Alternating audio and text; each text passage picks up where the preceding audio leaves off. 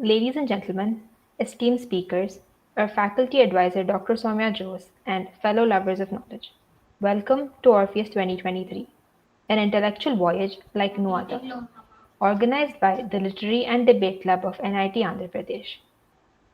It is with great pleasure and excitement we gather here today to embark on a thought provoking journey that explores the vast mysteries of the cosmos. Our theme for this year's conference is Life Beyond, the hunt for intelligent alien life and our place in the universe. The theme we have chosen for this year, after careful deliberation, encapsulates the essence of our quest. Space, with its vast expanse and countless celestial wonders, beckons us to uncover its secrets. Through our exploration of the cosmos, we gain valuable insights into our own planet. But our journey goes beyond Earth's boundaries. It is a quest that reaches for the stars and ventures into the unknown. The search for intelligent alien life provides us with an opportunity to contemplate our place in the grand tapestry of the universe.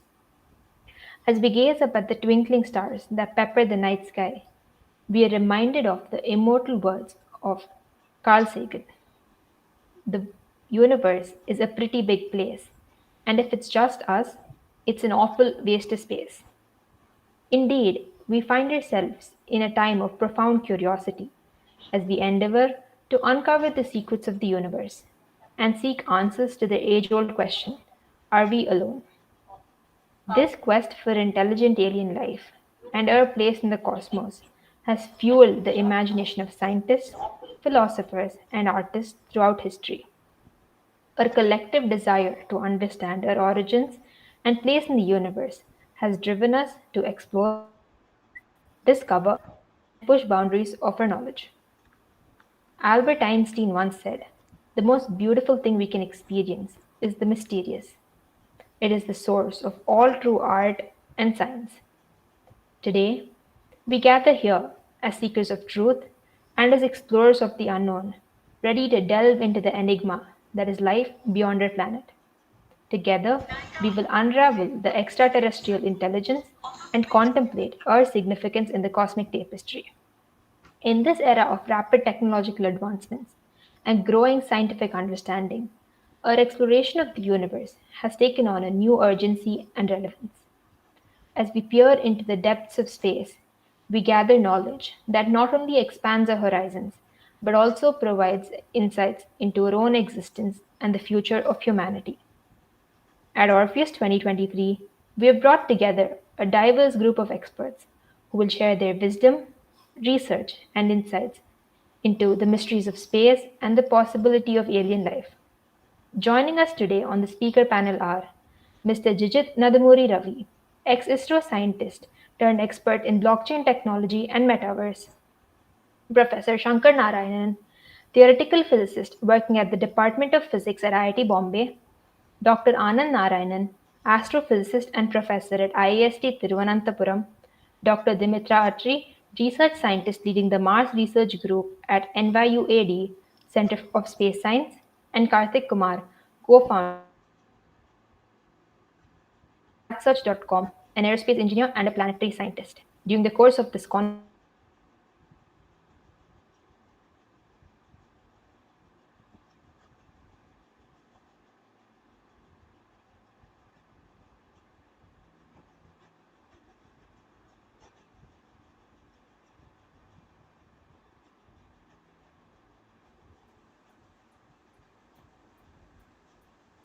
During the course of this conference, we will have the privilege of listening to distinguished experts.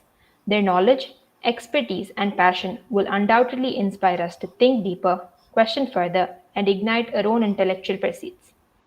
Before we embark on this intellectual odyssey, let us take a moment to acknowledge the remarkable achievements of the Indian Space Research Organization. We extend our heartfelt congratulations to ISRO on the successful launch of Chandrayaan 3 on July 14, 2023. Kudos to the dedicated scientists and engineers at ISRO for their indomitable spirit of discovery. So, ladies and gentlemen, let us embark on this thrilling journey together. Let us embrace the wonder of the universe and the possibilities it holds. Let us kindle the fires of curiosity and ignite our passion for knowledge. Orpheus 2023 beckons us to explore life beyond, to ponder our place in the universe, and to seek the truth that lies among the stars. Welcome to Orpheus 2023, where we dare to imagine, where we dare to dream, and where we dare to uncover the secrets of our cosmic home. Thank you, and let the symphony of discovery begin.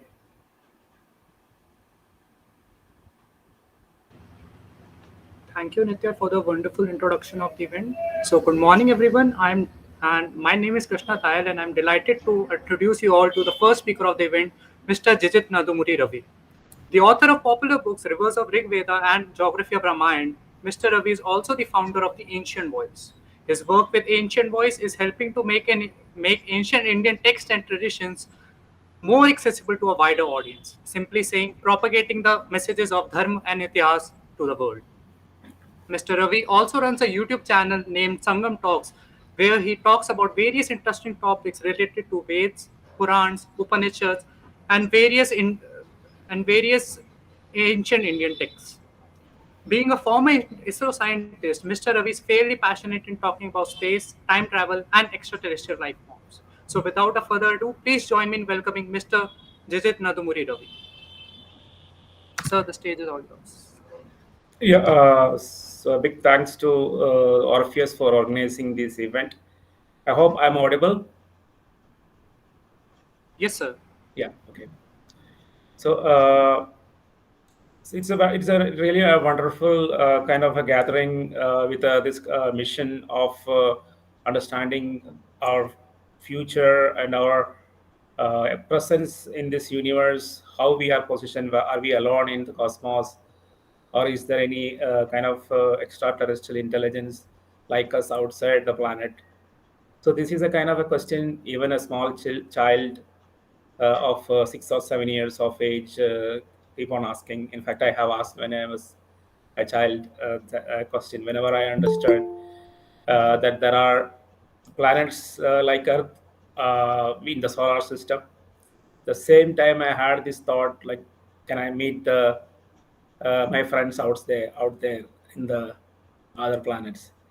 So this is a kind of a thought that even children have, and then as you grow up into the college or maybe get a job, these kind of questions get pushed aside, and you started thinking about day-to-day life, how to survive, how to get a job, get the best salary, etc. So that all these interesting fundamental questions get pushed aside, and then we move on to a kind of a routine life. So I will ask the organizers to just inform me when it is time for the Q&A, because sometimes I may not be able to keep the time. So having said that, I just start my talk with welcoming all the audience for this inciting group discussion. I would say it like that we will be going to have. So the basic and fundamental question that we are trying to understand here is, uh, are we human beings as an intelligent species? Are we alone in the universe, or is there any other intelligent species outside? So what is the current understanding of science that says about the possibility of alien life? So these are the kind of questions that we need to ask. And I was fortunate to be part of the one of the world's leading space research organization, that is Indian Space Research Organization, and I was fortunate to be part of some of the prestigious missions like the Chandrayaan 1, that is the first lunar mission, and now we had the successful launch for the third lunar mission, Chandrayaan 3, 1 week ago in July 22nd. So we are at this current juncture, and as a country, we are not far behind the other leading countries like US, Russia, China, or Japan in terms of space exploration. And this kind of questions are very relevant for us. So, from the point of view of, there are two types of science that looks for or focus on the extraterrestrial intelligence.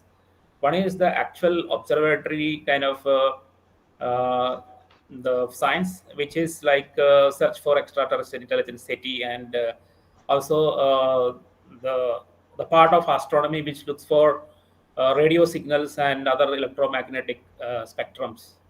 So they are focusing radio telescopes and radio receivers all over the 360 degree of the universe to see and detect any kind of intelligent messages. So the messages which can be considered as not natural, like there are electromagnetic signals coming from the stars because of the activities like the nuclear fusion activity and fission activities happening in the stars. And also there are other radiations like the pulsar, which are actually giving you a kind of a signal which will resemble like kind of intelligent signal. So there are people, professionals, searching for that kind of intelligent signals. So anything which is a pattern which is not of natural origin, like stellar origin or interstellar cloud origin, etc. So that is observational analysis of the extraterrestrial intelligence. So any kind of signal which can lead into a kind of a certain level of complexity and pattern will reveal that it is work of an extraterrestrial intelligence. So that is one aspect of searching for the extraterrestrial intelligence. Another is theoretical physics, which use statistical methods to understand whether theoretically there is possibility of an extraterrestrial civilization in the universe. And that is where things get very interesting because we know that the universe, the current theories, the dominant theories about the universe, we know there is around 13.7 billion years. That is the age of the universe, more or less. People agree, but of course there are different theories which can increase it by a few billion years or like that. But more or less that is the kind of understanding. So there is 13.7 billion years that is of past for this universe, and the age of Earth is around 4.5 billion years, plus or minus few millions here and there. So that is the kind of the age of the universe and the age of Earth in perspective. And before the Earth originated, we had three generation of star families. So what I mean is there were earlier stars which are originating at the time of the origin of the universe, mostly consisting of hydrogen and helium. I mean, predominantly 99% hydrogen. And then you had the hydrogen fusion and the helium is created, and then you have stars with hydrogen and helium. And then subsequently, after all that stars expired, typical average age of star is the star generation, not the star, but the star generation is something like 3 to 4 billion years. So the entire generation of the first population star expired, and then you have a second generation of stars, and then now we have the third generation of stars, and the sun is a third generation star.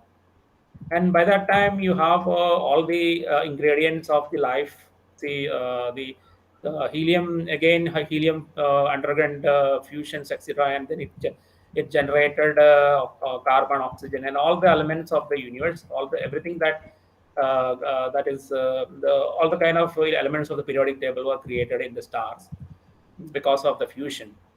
And as a result of it, you have in the third generation stars, you have already everything that is required for creating life. And then the natural question arises, how much is the time required to create a human life or a life, intelligent life like human beings? And it is understood that if you have a kind of a planet like Earth, and if it's around 4 billion years, passage of 4 billion years, you can have intelligent life in that particular planet. So that is the kind of equation that we have. So based on that, there is a lot of scientists have come out with equations like Drake equation, etc. And based on an estimate, there is 300 million habitable planets in our galaxy. That is the kind of estimate that has come out. And out of this, minimum 36 intelligent civilizations can exist in Milky Way galaxy. So 36 intelligent civilization is the estimated number for a single galaxy, that is Milky Way galaxy. And there are billions of galaxies in the universe. So that means statistically, our universe is teeming with intelligent lives and billions of them. In each galaxy around 36. So that is not a very small number. So then that is what statistics say. So here we are in 2023. It's a case of that theory tells you that things are there. There is such a thing, and you may yet to find it out. So it's that kind of a situation that we have currently.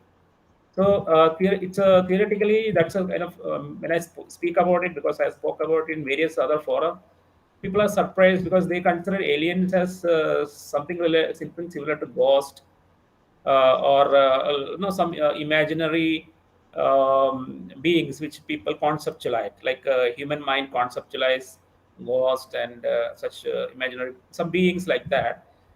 And science cannot say answer anything because these are psychological phenomena. So science cannot say that, oh, this is your own thought, your own imagination, or it is really real. So the science typically ignore that question, because there is no statistically, if something is not possible, the right mind of science, or the scientist who is typically well principled, will not speak anything about it. I mean, there may be scientists who completely dismiss it or completely accept it, but they're all individual opinions. But in general, theoretically, or based on principle, the scientist should not be speaking about anything about any positive or negative. But here, the aliens are not something similar to the gods, because it's theoretical possibility. So any kind of questions related to aliens, scientists will be able to answer it in an affirmative because of these equations. So that is the what we have about extraterrestrial life. That definitely yes, it's a kind of definite yes that there is a theoretical possibility of a large number of intelligent civilizations all around our universe. Especially, I mean, 36 is not a very big number, but neither it is very small. So there is around that number of intelligent life possibility in the planet.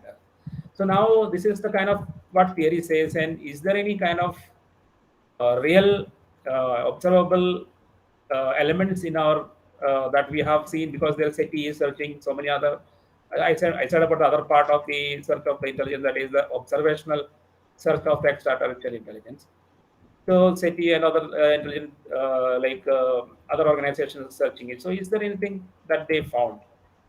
So that is another question, because there is a couple of things under play here, because there were a lot of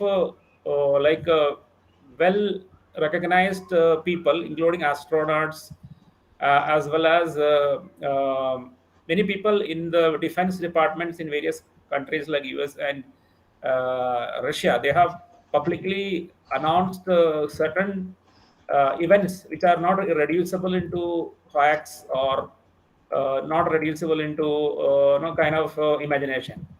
So thing is, there is a kind of a global reluctance to completely confirm it or completely deny it, and sometimes it may be because of real concern. Like for example, there are a large number of people in the planet currently, because of religious belief, they think that there is life, intelligent life, only in Earth.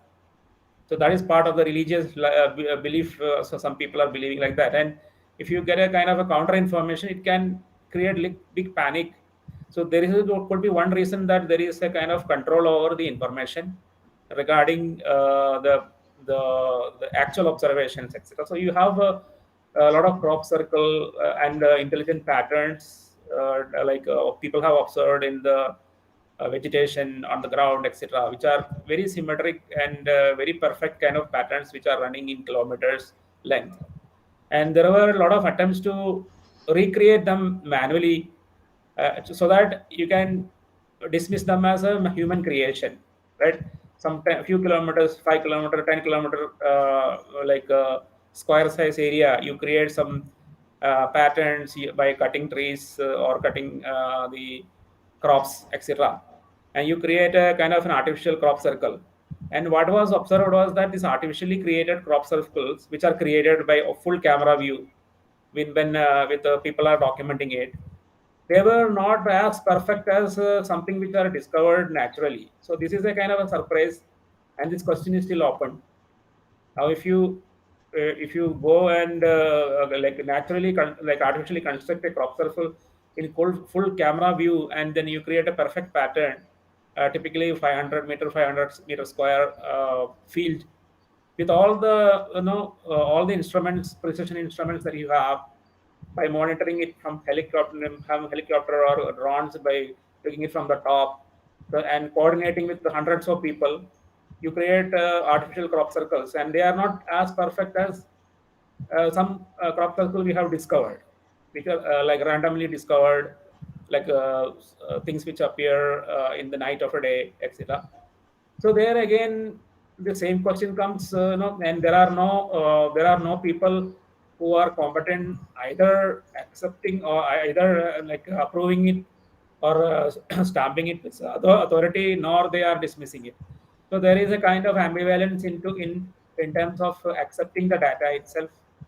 So these are the two things that is there in the observational arena. So you have one side, you have a theoretical analysis of the presence of aliens is a big yes, and you have on other side a lot of experimental, practical analysis of the signals of the extraterrestrial intelligence from outside the planet Earth, by studying the radiation, that is electromagnetic radiation in different electromagnetic spectrum, and also some of the activities that is happening in terms of pattern creation, that is crop circle, etc., which is happening on the planet Earth, which are neither confirmed or rejected, because they are neither, we cannot do anything. I mean, the authorities are neither confirming nor rejecting that. So this is the current landscape that we have regarding the extraterrestrial intelligence, both the practical and theoretical, that we can actually see. And I would say that these kind of things can get resolved in a subsequent decades and centuries, because we have, even ISRO has lined up a large number of missions. Like we had Chandrayaan mission in 2008. That I was part of the design phase. You had Mangalyaan in 2013. Then you have Chandrayaan 2 that we have in this July. We have and we have Chandrayaan 3. When Chandrayaan 2 we had in 2019, and then you have Chandrayaan 3 that is happened in this month. And you have, now we have explorations focusing on Sun, that is Aditya, and then Gaganyaan 1 and 2, Shukrayaan, Mangalyaan, again Mangalyaan 2, Gaganyaan 3, and then you have Brihaspatiyan and all the. So within our own organization is exploring the other planets, and you may get more evidence. So currently we have been looking at evidence on the surface of Earth, but we will be getting more evidence from the other planets. And of course, NASA has already observed the entire solar system up to Pluto, and the extra the kind of planets, the frozen planets outside the realm of Pluto. And our spacecraft have gone beyond solar system into the intergalactic space. So definitely we are we will be getting more and more confirming evidence regarding this particular question, and there is no doubt that it will be resolved in a matter of 50 years, and some of us will be able to live through this that kind of confirmative discoveries regarding this particular topic. And with that, I'm concluding a few concluding remarks, maybe of interest, is that if you look at every civilization undergoes a kind of evolution, and till around 2000, maybe like a 2000, 1800 CE, we were actually passing through what is called the local civilization, where you have Indian civilization, the Bharatiya civilization, Egyptian, Harappan, this Mesopotamian, Chinese, all individual civilization. And somewhere in the last 1,000 years, each of the civilizations started making contact, and it was as if we are contacting aliens. So the aliens some 2000 years ago was just discovering another member of another civilization within the planet Earth itself. They were the aliens. And even in today, you have the terminology in the US that any other citizen coming from other than from United States, they call them aliens. These are technical terminology, etc. So soon now our civilization become a global civilization. So all of us are familiar with every part of the planet Earth. We go to US or they come to here or everything. So we have a global civilization right now, and we are slowly making our baby steps into interplanetary civilization. That is what these Chandrayaan missions are all about. Chandrayaan and all of the planetary missions of ISRO and all the earlier missions of NASA. Everything is interplanetary, like stepping stone into the interplanetary civilization. They will start colonies on Moon, on like Lagrange points on Mars and other moons of the outer planets. All these are part of the interplanetary civilization baby steps. First of all, we go with tourism is another one area of which will expand. Is military will be another area which trigger the expansion, and mining industry is the third bigger force, which will also cause this kind of create the impetus for the planet, this colonization of the solar system. And then after that, you go to interstellar civilization, where not only your planets in the solar system, but all over the other neighborhood planets, the stars like Proxima and Alpha Centauri, everything will be colonized. And slowly we get into galactic civilization, where the entire galaxy is a single civilization, like you have seen in the movie like Star Wars, etc. And after that, you have intergalactic civilization. So currently, we don't have any serials which is focusing on intergalactic, where multiple galaxies will compete, like countries, etc. And then finally, the cosmic civilization and the intercosmic civilization. So this is the kind of natural progression that humanity will be undergoing. And whatever we call aliens, they are basically people who are already part of the interstellar or in galactic civilization. So they already crossed local civilization stage, global civilization stage, interplanetary civilization stage. These three stages they have already crossed, and they are an interstellar civilization. That is why they are coming into our planet, or they are capable of coming to our planet. And then they cannot be galactic also, which is because when you are at a stage, then you have a lot of different ways of camouflage. And if they don't want us to be discovered, we will not be able to discover them. So this is another element. I am just adding that another element, which will be contributing to the lack of discovery, or lack of proper discovery of the presence of the aliens, because they are already in the fourth stage of the civilization, third or fourth or fifth stage of the civilization, and they have a lot of methods of camouflage, like invisibility and other invisibility in all the electromagnetic spectrum. So many other capabilities can be like theoretically considered as existing to them. And if they chose to be undiscovered, they will not be discovered. And there are reasons for that, like interference into an existing evolving civilization is not considered as very good for the healthy growth of the civilization. So many other reasons. There are certain predicted rules because of which interference will be minimum. This is another point I want to add, just to add into the thought of this intelligent audience. And with that, I conclude my talk, and we will have some kind of interaction and some questions and answers like that. Yeah. So anyone who has a question to ask, please put that in the chat. We'll wait for 2 minutes and then we'll start the routine questions.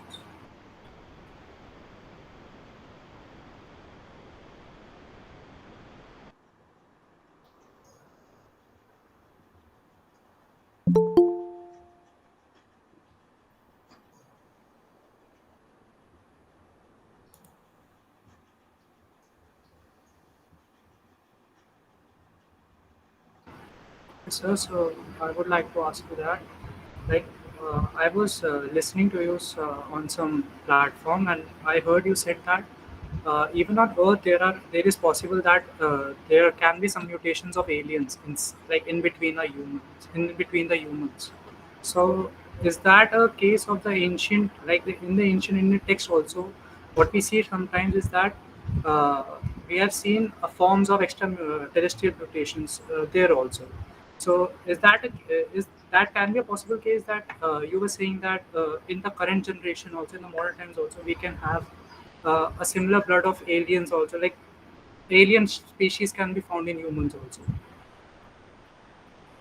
Yes, that possibility cannot be ruled out because this alien presence, because as I mentioned, like I concluded the talk about by saying that they are the fifth stage of the civilization. So we are at the global stage, that is second stage, and after crossing the interplanetary and this they are into the interstellar, that is the fourth or the galactic stage. So then the kind of technologies that currently we have as a global civilization, we have capability to modify genetics, etc. So imagine the aliens who are coming here. By theoretically, they will be definitely in the fourth and fifth stage of the civilization, and definitely their technologies will be like manifold bigger than ours, and there is nothing preventing them from actually like manipulating the human genetics and have their information, that is genetical information, inside a human, or totally transform into a human form by having a human genetic code.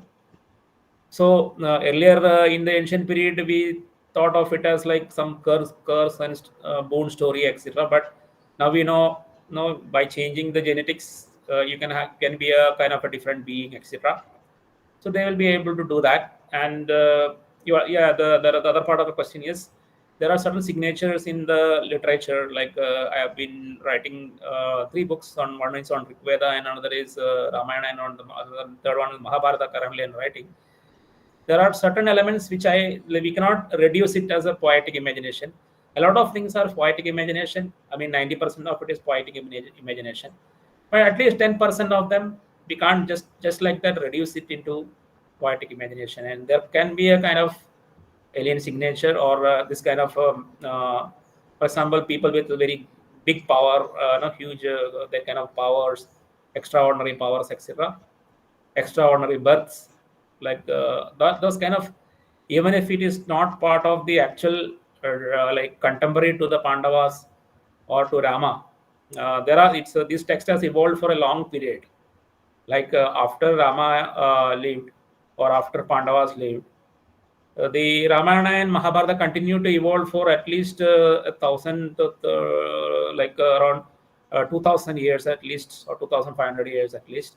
So any of that period, there is an alien contact and there is an alien kind of experience that can get into the Ramayana and Mahabharata, and at least out of various exaggerated exaggerated narratives in the Ramayana and Mahabharata, I have found around 90% of it is poetic imagination, but there is 10% that remains to be unresolved. It cannot be dismissed as poetic imagination. Yeah, I think I answered the question. So, how would you define the existence of Barbary, who was supposed to be the Bhim's grandson, as it was a poetic or a real? Because you might, like you are writing the your book on that, so you might be knowing the story of Barbary. Yeah, So, like, how would you define that? Because that's a very intriguing yeah. character. Correct. I understand. Like a lot of barbaric fans now started growing in the online, etc. But see, I'm following the critical edition of the Mahabharata. So in that, the name of the son of Ghatotkacha is mentioned as Anjana Parva. So the name Barbarica is not there. So I consider it as kind of a later evolution of the Mahabharata after the Mahabharata evolves, which continues to evolve. Even in fifth century, it was continues to evolve. And the critical edition of Mahabharata is based on the little bit older texts, which are like frozen somewhere around fifth century CE, and it has taken a lot of pain to understand the later evolution of the Mahabharata after such a period, from first century C to fifth century C. So anything beyond that, it is not captured in the critical edition of the Mahabharata. So there are continuously the folklore narratives continuously evolved, and then this name Barbarica has come up. But if you go follow the critical edition of Mahabharata, is a one son of the Ghatotkacha is mentioned as Anjana Parva, and he died along with the Ghatotkacha in the Kurukshetra war. And the name Barbarica is there, but it is not related to Ghatotkacha, but it is mentioned as a city. It's mentioned a people, a kind of people who inhabited to the west of Karachi. And Nakula has visited that area, and he said it is mentioned in Mahabharata, Nakula conquered the Barbarica, who were ruling in the western seashore to the west of Dwaraka, and that is somewhere to the west of Karachi, in that area. And there is definitely a certain alien. I mean, not alien. I mean, the Gulf, this people from Muscat and Arabian countries, they have had a colony there in the west of Dwaraka, and that colony is referred as Barbarica. Colony means the trade. There are trade habitation. They were doing trade with Dwaraka and the other cities on the seashore of Bharatavarsha. So the Pakistan seashore was part of the Bharatavarsha at that time, and there is a trade relationship. And these people, they were actually basically from Muscat and the Gulf countries, and they were there in that area, and they are called Barbarica. Thank you, sir, for answering the question so gracefully. And the time is not permitting us, so thank you for your time and uh, thank you for being a part of Orpheus.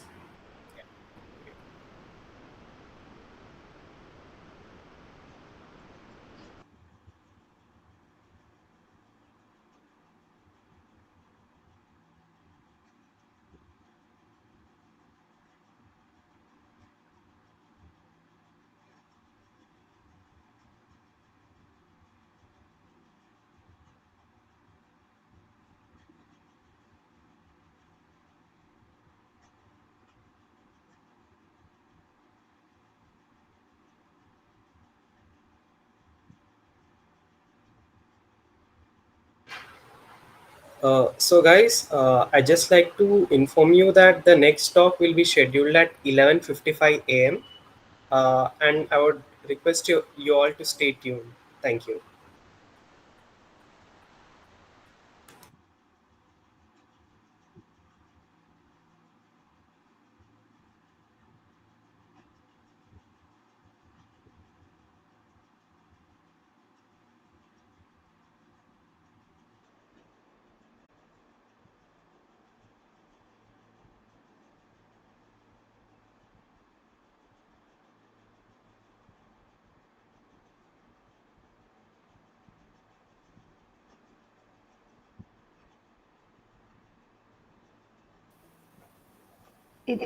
It's my pleasure to introduce to you today our second speaker of the day, Dr. Shankaranarayanan S. Shankaranarayanan sir works as a theoretical physicist at the Department of Physics at the Indian Institute of Technology, Bombay.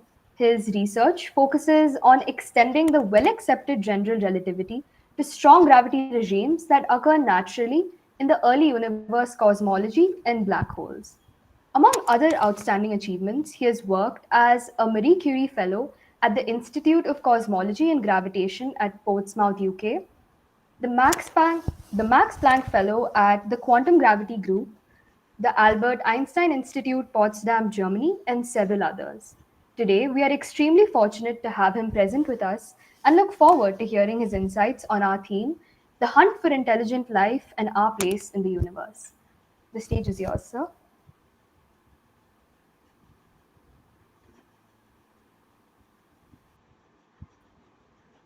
Yeah, thank you. Just, I'm not allowed to share my screen. Give Hello? us one, sir. Yeah.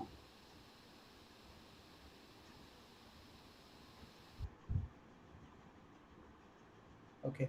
So you want me to switch on the video or my video or not? So, Totally upon you, sir. Yes, sir, it's your convenience. Okay. So if you want, I can just, to save the bandwidth, I can stop share viewing it. Maybe the question answer I can switch it on. Is that okay? Okay, fine. Okay, is it everybody can hear what I'm seeing, what I'm saying, and what they can see, what the screen? Yes, sir. Okay, great. Thank you. Yeah, so thank you for all the organizers for inviting me, especially the literary and the debate team of NIT Andhra to give a talk here at Orpheus event 2023. So what I wanted to discuss, I saw the list of speakers they've organized, and I thought that it may be a good idea to give an overview of the status of cosmology and what are our achievements in the last several centuries and what are the challenges which lie ahead in the next couple of decades. So to straight go into the topic of what we are actually understanding and how we want to understand, I want to give start with the example which we all know, the parable, the six blind men and the elephant. So this is a well-known story in the Indian circles, and it was popularized in the West by John Sachs by his poem. So the idea of the story is pretty simple, and there are several versions of the story. So I just want to pick one so that to get across what I want to tell about the status of cosmology. So the story is this: that there are six blind men in a village, and they have never seen or they've never felt any elephant actually, and they were all trying to understand how the elephant behaves and things like that. So one day in a village, the elephant came, and all these six blind men went to see the elephant, or basically to feel the elephant. So one person went to the tusk, other person went to the tail, somebody went in the body, somebody sat on it, and somebody touched the legs, and somebody touched the spear, basically the tusk. So and then they came out, and then they said that this is how it looks like. So one buddy said that the elephant looks like a fan, other one said that it is a big wall, other one said it's actually a rope, somebody said it a tree, somebody said it's a snake, and somebody said it's a spear. Then they were all fighting about it, and they all fought. And one day on the passage, there was a sage who says that all of you are right and all of you are wrong. So basically what he said is that you have all looked at it only one part of the elephant, not the entire part. You have to combine them, and in a big way, in such a way that it actually fits into an elephant. So the reason why I spent this much time to understand this, to explain this, is basically this what we are currently in cosmology. So you replace the elephant with universe, and blind men with us, and the sage with observations and experiments.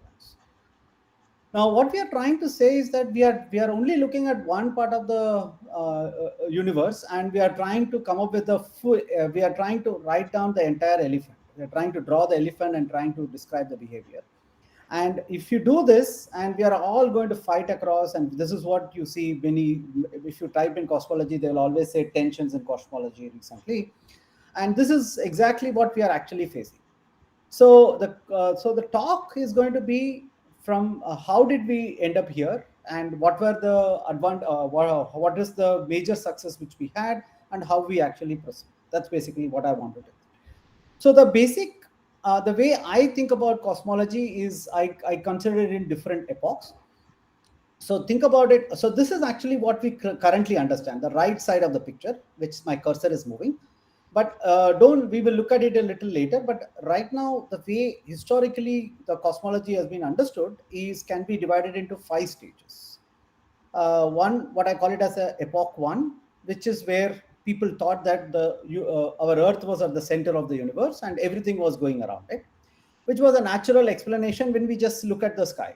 Right, every day you see the sun is going first, rises at the east and sets at the west, and similarly the moon is behavior, and many various other planets in the star. So you naturally one expects that it should be a geocentric. So basically, it was a geocentric model, but the geocentric model had various problems. And so it was Copernicus who basically said that it has to be the heliocentric model is actually a better explanation, referred to as an Olbers paradox. It was referred to as an Olbers paradox for 100 years, but not anymore. And this is what I will actually spend time on, because that is something to understand. And then from 1920s to 1996, we had a fantastic growth of cosmology. And from 1997, which is basically a new way of thinking about it, which is what is called accelerated expansion, I will spend some time on it, and where we are in high precision experimental cosmology. Fine. So I'm going to scan through the entire epoch, but I will be brief in these two aspects. But I will spend more time on this, some time in this, and some very little time on explaining what we are actually trying to understand and what are the puzzles which we have.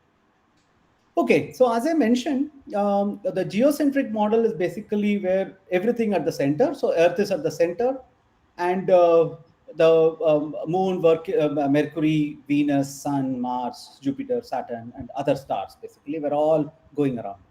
So of course, this was very natural, because we just looked at the eye, and then the eye said that, okay, so everything is moving around us, and it was a very natural explanation to say that we are in the universe is a geocentric.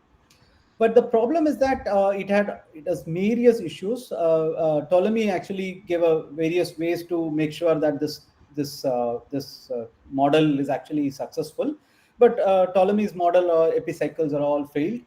And Copernicus was the first to propose this, saying that sun is at the center, and this is how the universe is. This is how the universe lives. But of course, this is actually a very myopic view of the universe, because the universe itself was only consisted of solar system that time. Because by the time we still didn't have everything was measurements were not done by the naked eye, not with telescopes. So we didn't have much telescopes. So basically, this was all that. But when Copernicus proposed it, actually he didn't have any measurements or observations to it. But Tycho Brahe, who actually came later, and he did a lot of measurements.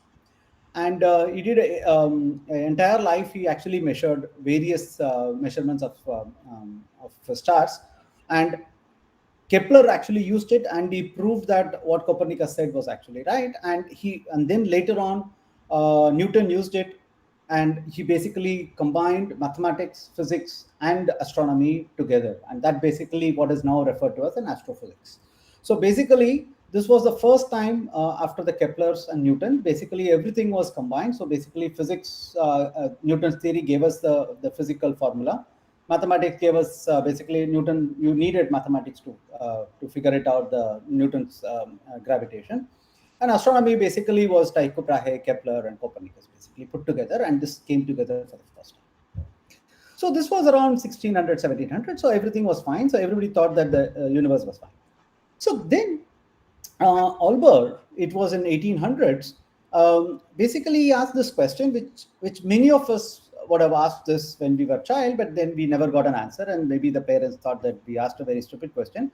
But actually he went ahead and asked the following question. He said that, so we look at, this is a nice day sky, and this is a evening, this is a night sky, which is taken by the ESO, which is the European Southern Observatory. This is in Chile. And so he said that, why is the night sky dark? Actually, he gave an argument, and which is what I'm going to spend the next couple of minutes or few minutes to explain this. He said that by his argument, the night sky should not be dark. It should actually be uniformly bright, which is counter. Basically, every day we have seen this, that at every night we have seen that there is actually darkness, and then there is you can see spots of stars and galaxies all across. So basically, you see that it is not a uniformly bright. But he had an argument which, according to that time, and it was actually a very good argument, and people thought that it was something which people have to understand. But people always thought that it is actually something we don't have to worry about it. So people didn't worry about it for 100 years, but it was always called as an Olbers paradox. So to understand this Olbers paradox, I'm actually going to take a simple example, which is a day-to-day example of a candle. So I put two sets of candles here. One is basically candles which are closer to us. So as an observer, like I'm seeing the screen, I'm assuming that this candle is very close to us, and the candle which is basically less, which is dimmer, is actually far away from us, right? So there are two sets of candles. Although the candles are actually the same, except that the candle which is far away appears dimmer to us. The reason is the day-to-day is saying that it's away from us. So hence you will say that it is actually dimmer. Now we can have quantifying or a mathematical tool to explain this. So how do we go about doing it? So let us consider a candle, any candle. So the candle can be equated to a star later on. So that is what I'm going to look at. So let us look at a candle here. Now this candle, what does it do? How do we know that it is actually lit? Because it is emitting light. When it emits light, it is emitting energy. And so it has an intrinsic energy which is emitting per unit time. And this is what the astronomers call it as intrinsic luminosity. So it is emitting some amount of energy per unit time. Basically, constantly it is emitting. So it is constantly emitting some amount of energy equivalent to this. And that energy this is what quantity is referred to as an intrinsic luminosity. So the intrinsic luminosity of the candles here and the intrinsic luminosity of the candles in the far away are same, because they are the same candles, except that I have kept it far away from us. So now, but if I move the candle away, this candles away, I see them, these are dimmer. The reason is that we actually receive only part of the energy. So if you think about it like this and look at it as a circle, as a sphere around it, now this will be spread across with a larger radius, and if I call the radius to be d, this will be spread across with a larger radius d compared to this. So hence we receive only part of the energy, while in this case compared to this. So basically, since the d is less, we receive more energy from here compared to this. So hence this appears dimmer and this appears brighter. Okay. So and can be represented as what is called the flux, that is the amount of photons which we receive. This is the eye receives in this case. It is nothing but the energy per unit time, which is the intrinsic luminosity, divided by 4 pi d square. Fine. And this is what is actually referred to as brightness of a star in astronomy literature. So why I'm spending this time? Because so now what he did is a simple calculation. So let us take we are at the center for the present, and we are here and we are receiving light from several stars. So he made 2 assumptions, which is actually, these assumptions were valid. Please remember, this is 1800s. So he assumed that the universe was infinite. So basically there was infinite number of stars, infinite stars were there. And so even if the universe was infinite, so you will say that any star which should have released a certain amount of light at some time, that light should have come to us. So he assumed that there is uniform distribution of stars approximately. And then the universe was static, because that time everybody thought that universe was static. So you can assume that this is a universe was static, and basically there is an infinite universe. So now I'm just going to put up a cartoon here. Now if I assume these two, what was his argument and what did he show? So he basically showed that if I would have had infinite stars, basically in the infinite universe, what would have happened is that so this is the sun. I will put the video again one more time. Let us assume that this is the luminosity or the flux of the sun which we receive. And these are the different stars. Depending on how close it is, the flux will be different. This flux of the star will be different. This will be different, keeps on different. Now, if I assume that the universe was infinite and it is static, then what happens is that what he showed is that he just did a very simple calculation. He said that if I assume this, the entire universe in the sky, night sky, should actually look very bright. Okay. So, but we know that it doesn't look bright. So it is dark. So he said that this is actually a puzzle, and within the standard way of looking at physics, we cannot explain this. We are seeing every day that the night sky is darker. So hence there is some problem. And this problem was referred to as Olbers paradox. Even now in Wikipedia, if you want to look at it, it will tell you that it's an Olbers paradox, but this paradox has been resolved. But I just wanted to convey that this paradox existed for 100 years and people couldn't explain it. So it required 100 years for people to understand what this paradox is, how to solve this paradox, and now we understand it. So now I'm going to ask a question. Okay, so let us take the case. What are the assumptions which Olber made? He made 2 assumptions. One is that the universe was infinite and it was static. So now this is the assumption which he made, and that's how we get it. So let us now relax one assumption which Olber made, and actually pretty interesting. We'll say that it actually one is a consequence of the other. So I'm just going to now assume that the universe is not static, but it is actually expanding. So why it is actually important? Because if you remember this expression, here we assume that the distance was static. So basically the distance between this candle and me or with you is the same. Now, if I say that I am moving away, for instance, if I move away from the candle, what is going to happen is that it is going to get dimmer and dimmer. So basically, if I assume that this D is not a constant, but it's a function of time, the flux I will receive at every instant of time, if I move away from it, this flux is going to reduce. So what he said, so now we are going to take the same approach. So we'll say that this candle, it is actually going away from us, or we are moving away from the candle. So one can make this assumption. So let us make this assumption and go ahead and figure it out. So if I do this, then what happens is that if I go about doing it, now what will happen is that this universe, which we are now looking at, or the universe where this is not static anymore, this is actually expanding. Now, if I go back in time, let us ask a question: what happens if I go back in time? Now, earlier, what would happen is that these two stars. So I'm just going to put this video again one more time. So let us take the case. This is the star. These are two stars which are there. Now, if I go back in time, these two stars would have been actually closer to each other. And if I go even further, they would have been even more closer. You would have been even more closer. Go closer, and I keep going back, and they will all be from a single region in space, in a very small point, for instance. Okay. So basically, what the argument we can give is that to circumvent the Olbers paradox, one possible way of thinking about it is that you consider a universe which is actually expanding. So if you consider an expansion, so if you remember that expression 1 by d squared, so the d squared will have a function of time, so d squared of t. So the universe is actually expanding continuously. And hence we will be receiving less and less flux, hence we will see dimmer and dimmer light. So, but the interesting part is that if I have a universe which is expanding, this will also lead to a universe which will be finite, because if I go back in time, this universe is actually going to go smaller and smaller and smaller, and at some point it will actually be very, very small, and that is what we call it, referred to as Big Bang right now.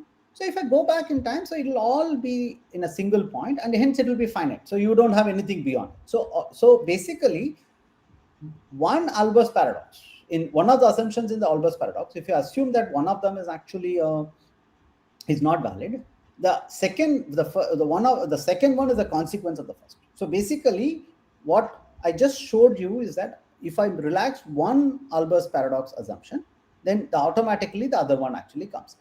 So now if the universe is expanding, as I mentioned, you will receive less and less light from the distant stars. Hence the flux will be lower and it will look dimmer.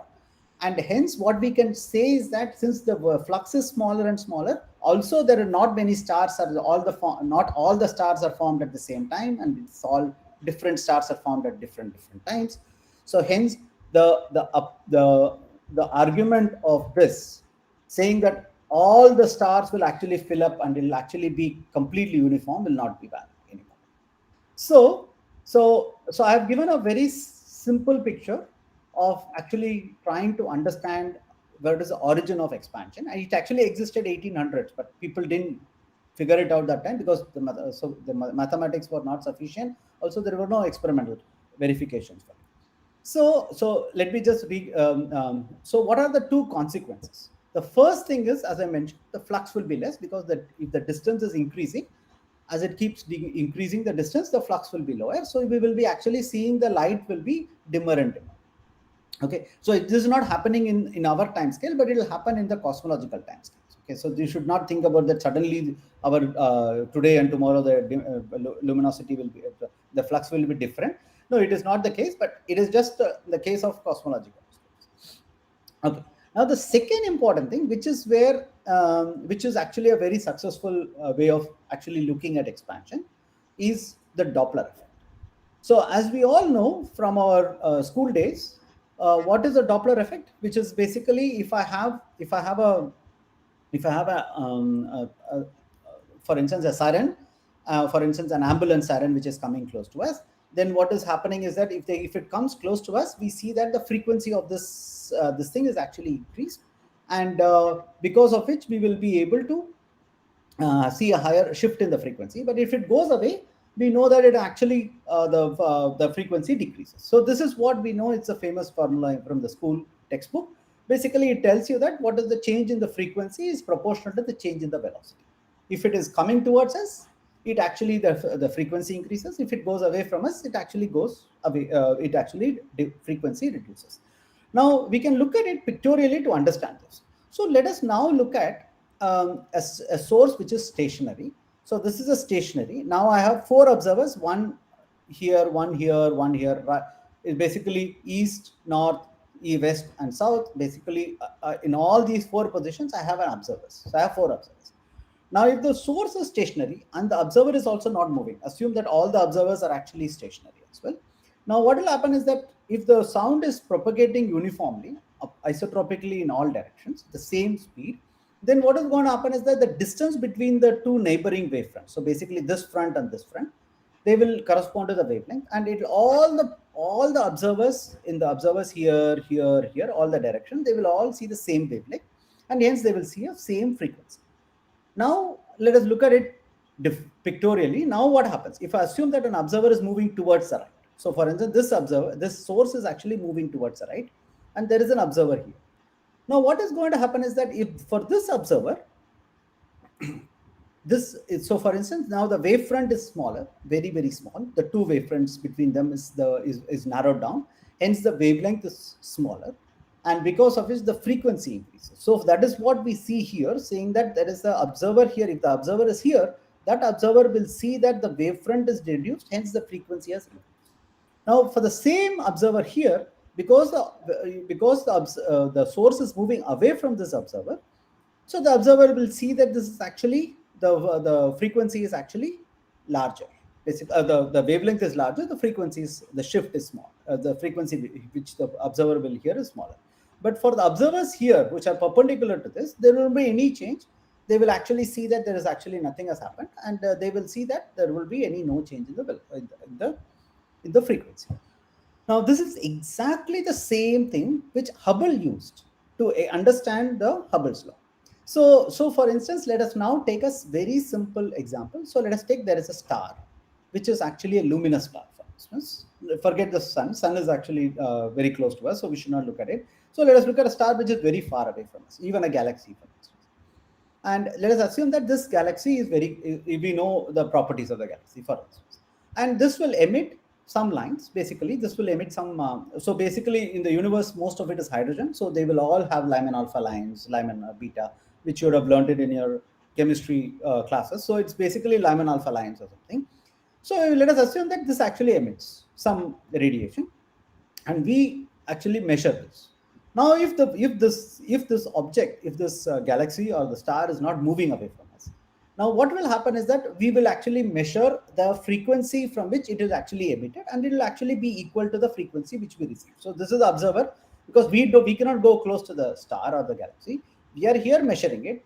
If I assume that this is basically not moving, the galaxy has not moved away, which is true for, as I will mention, which is true for galaxies and stars which are very close to us, then what happens is that this wavelength will be the same. So it is emitting at a frequency nu, or the wavelength lambda, and this is what we will observe, and this will be exactly identical. Okay, of course there will be experimental errors. We can forget about it for the present. If in an ideal situation, whatever is the frequency in which it emitted, this is what we will actually observe. Now let us assume a case where, as I mentioned, we will have a universe which is actually expanding. So basically, these 2 objects are not static anymore. They are actually expanding. If it expands, then what is going to happen is that it's exactly the same what we feel, or what we said about the Doppler effect. This will be so the frequency, that was a sound wave. Now this is an electromagnetic wave. So when the electromagnetic wave passes through this is actually going, because of the stretching of the space-time or the expansion of the universe, this wavelength will get stretched, or the frequency gets redshifted, and hence there will be this frequency in which the star or the galaxy emits. It's not the same frequency in which we actually observe. We actually see that this is actually going to be in a slightly lesser frequency, and hence it is called the redshift. If the universe was contracting, what would happen is that we will actually get a blue shifted. Basically, the universe will actually look at it as if we will get a light which will actually be blue shifted compared to it. So this is basically the concept, and this is basically what Hubble, in 10 years of observations from 1918 to 1928, of looking at various galaxies, he basically looked at several galaxies, all very far away from us. And he measured, what he did is he measured the Doppler effect of various galaxies, and basically looked at Lyman alpha, Lyman beta lines, and he was measuring it. And from this, he was able to measure the velocity of these galaxies, either whether they're moving towards us or moving away from us. And he was trying to measure the distances. He also could measure the distances by other mechanisms. So basically what he did is he measured the distance and the velocity. Velocity, of course, he has measured it by using the Doppler effect. And he plotted the velocity of these galaxies, which are either moving away or whatever, and as a function of distance. Now, this is his measurement in 1929. Okay, so these points are basically the different data points which he used, and which is what he got. Please remember, the experiment, the technology was not very powerful, but he took 10 years for him to do this, but he actually measured this and did this. Fine. And these distances are in megaparsec. 1 parsec is 3.26 light years. So when we are talking about megaparsec, the distance is 3.26 in 10 to the power of 6 light years. And we know what is a light year is, and we have to multiply this. So it's basically an astronomical distance scale. So everything is measured in megaparsec scales. Fine. So now this is the measurement. So what he did is, although this looks a very complicated plot because there is a lot of error for it, he said that I will plot a straight line. Okay, this is the simplest thing which he could do. So he basically did a straight line fit. He said that this is dr by dt, which is the velocity, is proportional to r0, proportional to the distance. So basically, this is what is now referred to as the Hubble's law.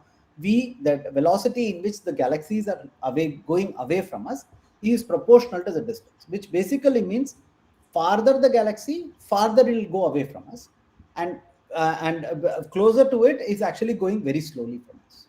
And this is the measurement which they did in 1929. And this is for the same thing, but now they look at the distances. They are in 400 megaparsec, 500 megaparsec. Now the technology is advanced. This is after 70 years. You look at it, this fits very well now. So although this was not a great fit that time, but you can look at it, it's a perfect fit for this Hubble's law. So this is the famous Hubble's law, which tells us that the velocity of the galaxies is proportional to the distance. So basically, velocity is it's going away from us. So if you look at this figure, I have mentioned that red basically means it's going away. So larger arrow means it's actually going very far away from us, very fast. Okay. Of course, in his measurements, he also found certain galaxies which are actually moving towards us. But on an average, you can see that it is actually going away from us for a larger galaxy, for most of the galaxies which are away from us. And this is what is referred to as the Hubble's law. Now, so the question is, okay, so if the universe is actually is expanding, how do we put a mathematical framework to this? And this is what was taken up by Friedman, Lemaître, Robertson, Walker, and it is what referred to as FLRW model. So what they did is they said that we can use by the time Einstein's general relativity was already formulated, they said that, okay, we will use Einstein's general relativity and see whether we can get an expanding universe. And they were able to show that by making a simple assumption that the universe is homogeneous, which basically means there is no preferred observer position. And if it is isotropic, it's same in all directions. They were able to obtain a model, mathematical model, which will tell that this is actually the universe is actually. Now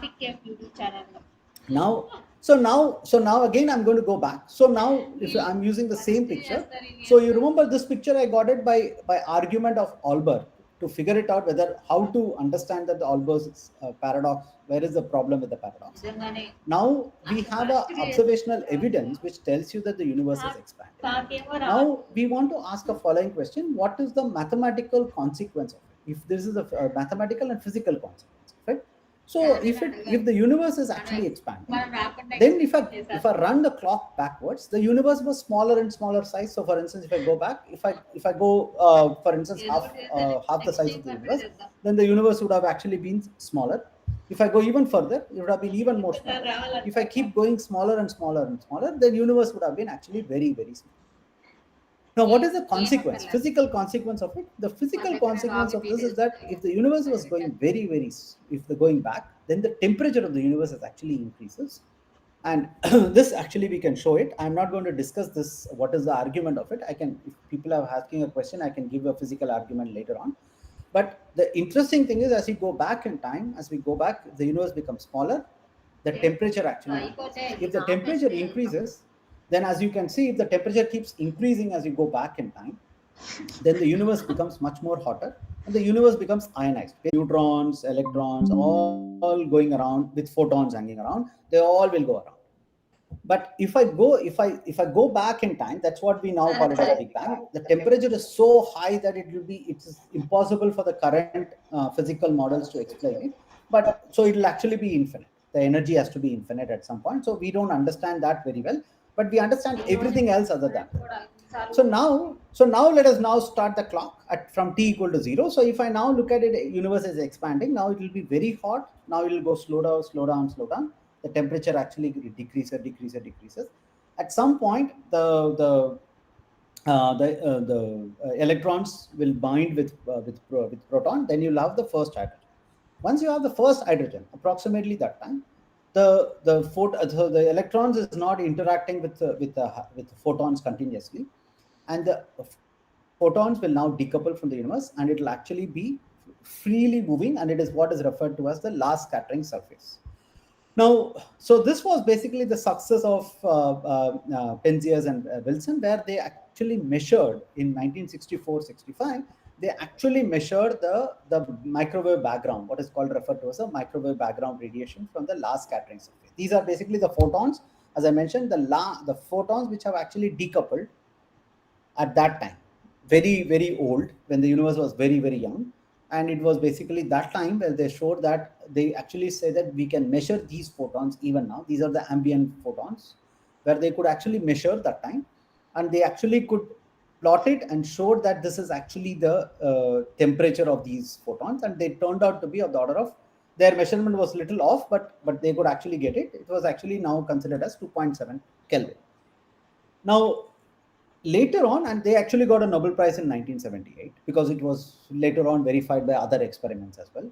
Now, this is a plot by what is referred to as a COBE, Cosmic Microwave Background Explorer, where they actually plotted this with different frequencies, and they found that this is actually the plot of this thing. This fitted exactly with Penzias' calculation. And this is what is referred to as a COBE result, and they actually showed that this looks like a very nice plot. If people who have body radiation, they will show that this looks like a nice black body spectrum. This is basically the, as you can see, these are error bars are very, very small, and it corresponds to a temperature of black body which is of the order of 2.7. Fine. So, and for this, Metter and Smoot got the Nobel Prize in 2006. And now there are other more experiments like Planck and WMAP, and they were actually able to show this. Fine. So that is basically the fourth epoch, which I mentioned in the starting of my lecture. So now I want to go to the last epoch, which is basically where we are currently. So now in 1997, 1998, a group of researchers using what is referred to as a supernova 1A, they were actually could show that the universe is not just expanding, it is actually accelerating. So just to think about what is acceleration is, so think about this as velocity, which is dr by dt. R is the distance at a given between any galaxy and us. And if you take the derivative of that, which is basically dr by dt. Now you take a double derivative of this. So basically d2r by dt square. Now if I take a d2r by dt square, then that would correspond to what is called the acceleration. And what they found is initially, everybody thought that, because the theory predicts that if I have a normal radiation like photons and matter, then this d2r by dt squared should always be negative. So everybody thought that d2r by dt squared will be negative, and then it's all fine. But what they proposed is that they found, this is actually a group of researchers, two different teams, and they got the Nobel Prize in 2011. They found 11 and 12. So they found that the universe is actually accelerating. Now, so this was again later on confirmed by the WMAP and now Planck as well. And now what we now look at it, if I want to explain all these experiments, all these observations, then the only way to understand is by looking at the universe should have a model like this. So if I have a cake, if I have a pie, then the universe should be consisting of 69% what is referred to as a dark energy. I'll explain this in a minute.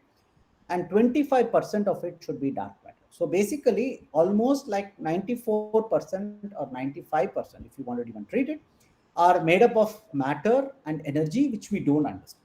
The only matter, like for instance, light, what we made up of, or what the stars and galaxies are made up of, which is what is referred to as atomic matter, that only is contributing 5% of the total budget. Okay, so now the price, so the standard model, what is called the Big Bang cosmology, comes with a price. It comes with a price saying that if I want to explain all these observations, then the atomic matter only takes up only 5 velocity of all these stars which are moving around this galaxy. Fine. So we all can know what is the distance from. Now we can plot the distance of these galaxies, of these stars in this galaxy, and measure and plot it as a function of rotational velocity as a function of distance. Okay, here the distance is all in light years because we are only sitting in the galaxy, so it's all very small. Now, what they measured is that this is what the profile looks like. The white curve is what is measured. Is basically this is what it looks like. Now we can measure. We can do a simple experiment like what we do in the case of high school mathematics. We will say that this is actually can be consisting of a matter with a mass m of r, and calculate what is the rotational velocity at a given distance r from Newton's theory of gravity. Fine. Now, you don't even have to do GR. You can just do a simple Newton's gravity. And what it will show you is that it will show you a red curve, which looks like this. So the red curve is basically what the theory will predict. Given this should be, because we can measure what the mass of the galaxies are by looking at them and by measuring other quantities. So we know the mass of these galaxies, and then calculating this and integrating them, summing over, we will know that this is how, if this is the mass of these galaxies, then this is what the red curve should look like. But the curve which we actually measure is this. So which basically means that there is a missing mass which we cannot account for. And this was the first evidence that dark matter exists in the galaxy. This is also true for other galaxies. It's true for now various other galaxies. So the rotational velocity cannot account for the actual, as a function of time, it cannot account for the masses which we actually see as stars. Fine. And the only way to explain this is by adding what is referred to as a dark matter. So the reason why it's called a dark matter is clear, because these are not the luminous matter. The luminous matter are basically what we see in the sky, basically stars and others. These are non-luminous matters. Fine. Now, so what is dark energy? So now people must be thinking already that dark matter is bizarre or very strange. Now the dark energy is even more bizarre. So to understand how bizarre it is, so let us now take a box of gas, like a standard gas, and you put it in a container. Now, what do we know about this? If I put in more and more gases, then I know that these are going to come and hit the walls, and they are going to hit each other, and that is what the pressure is increasing. If the number of particles coming and hitting the walls increases, then the pressure on the walls are increasing. Correct? Now, as I keep increasing the mass of these gas molecules, the pressure also increases because the number of collisions also increase, hence the number of the pressure increases. Now, so in all our whatever we understand, the pressure is supposed to be a positive one. Now, the dark energy is supposed to have a negative pressure, which implies that if I keep increasing the number of particles in it, then the pressure decreases. Basically, it's opposite of what we actually understand. Now, so I will just go again one more time, because this is actually a very strange concept, which it doesn't come in the day-to-day life. So if I put in a gas molecules, if I keep in more and more gas molecules, the pressure will become increasing. It never decreases. Now here what we are trying to say is that if I put in more and more molecules, then the pressure keeps decreasing. So it becomes more and more negative, and it becomes more and more. This is counterintuitive to what we understand from it. Now, why do we need it? This is the only way. What the Einstein's theory tells us that if you want to have an accelerating universe, which is what we now see from observations, several observations point to that. So then the only way is to have you should have a matter content in the universe in the largest scales where the negative pressure should be. So that will compensate for the attraction of gravity such that it will actually start accelerating. Now, so the thing is, so this is basically the Nobel Prize work in 2011, where they actually showed that if I put in a dark energy, which is basically what they call it as lambda. So this is the green curve. Please remember, this is what is a green curve. If you want to, if I want to explain the observation, the only way to explain the observation is that it should have a omega lambda, which should be of the order of omega lambda is basically percentage of contribution of the dark energy compared to the rest of the energy, which maybe general relativity is not valid, and this is something which people have been working on.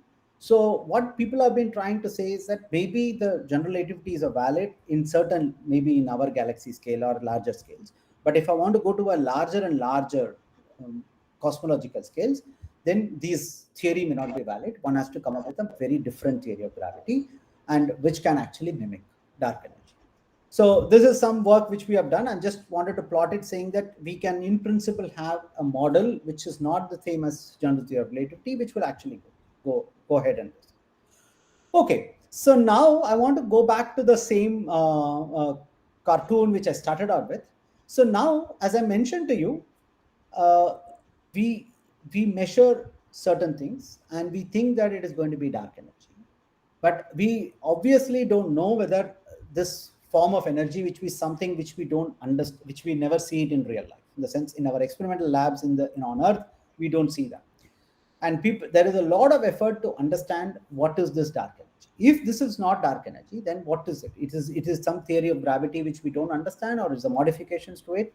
And we also don't have a very clear understanding of what is dark matter. We know that it is supposed to be contributing to the matter which will contribute to the velocity profile of the galaxies, but people also think that it could actually be coming from some other mechanisms. It could be actually some other mechanism we don't understand.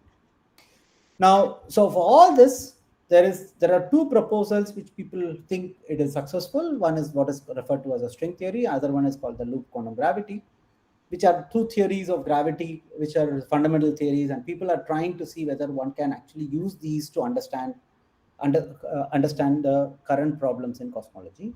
But still, that is also not, that has only limited success, but it's not fully successful. So what I wanted to end the current status is that we have a successful model to explain it. However, it comes with a price.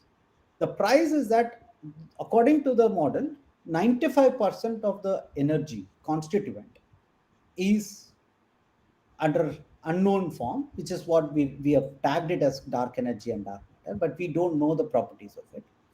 So we need observations to explain, which need an explanation from fundamental principles. Right now, we have been trying to model it by using some various phenomenological models, but we don't have a very clear understanding. Right? So the one thing which is very clear is that either we have to come up with some very exotic matter which we don't comprehend in day-to-day life, but we have to modify the theory of gravity in the largest possible scales. Now, I wanted to send it in a positive note, because most of the students think that everything has been done and nothing to be done. No, there is so many things which we don't know. We only know 5% of it all, if at all, we know only 5% of the universe, and rest 95% is completely unknown to any scientist. So this is actually an interesting and exciting problems for students to take a shot at. I think I'll end at this. Thank you. I don't know whether I overshot my time. I can take questions now. Thank you so much, sir, for that amazing talk, which took us through the evolution of cosmology, through the various epochs, starting from humans pondering our space in the universe with the geocentric and heliocentric models, to how far we've come with the concepts of dark matter and dark energy and the Oliver's paradox. It was absolutely amazing. Thank you so much for your time, sir. So we will be opening the floor now for questions. So if anyone does have any questions, drop them in the chat, and we'll be answering them in a few minutes. Thank you so much, sir.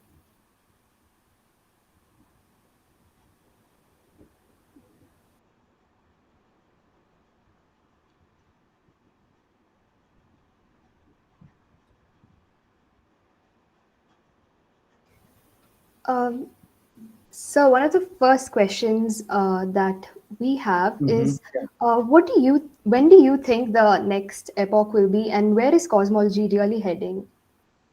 What's the We future are look like? currently in the high precision cosmology where we have various experiments. As you can see, many teams are working on very sophisticated experiments to come up with results which we are there. So we are currently in the epoch which are so this is so basically initially we thought if you ask a question to many cosmologists 10 years ago, they thought that we have understood quite a lot, but again we have gone back to the drawing board because of this fact that let me just put this thing is that now this actually pegs a lot of because we don't understand it.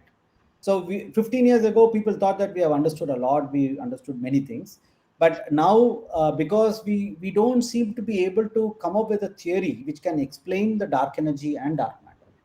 And most of the thing is because usually people thought that dark matter was basically coming from what is referred to as a supersymmetric model.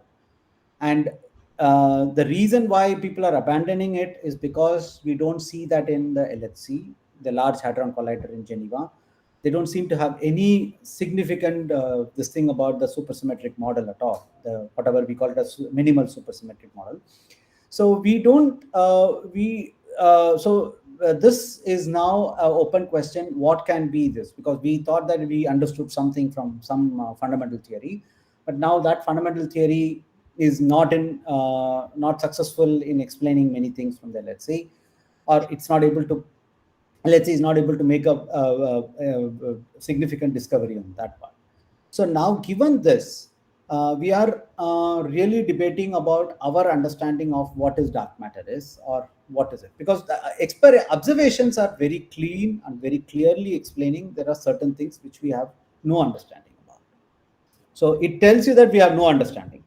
So we are really in a stage where now if you type anywhere in any time in Google, which is say cosmology, they'll always say tensions in cosmology, crisis in cosmology, and things like that in the last 4 or 5 years, because we have a lot of things, a lot of data which don't seem to be seeing the same thing, which telling us that we have been missing something. And in that sense it's an exciting journey, because it's because this is actually a very good for theoreticians, because they can come up with many new models and try to see whether it can be tested, what is the possibility, and things like that. So in that sense I will consider that this epoch is going to go on for some more time. Okay, sir. Another question that we got. I know this differs from your talk slightly, but the audience is asking about the theories of evolution, like the Big Bang, and has cosmology come to a conclusion, or are there any alternate theories? And what is your opinion on this? So there are alternative theories to Big Bang. So as I mentioned, the general theory or the many theory physical theories which we know all fail at Big Bang, because they're supposed to tell you that there is an infinity.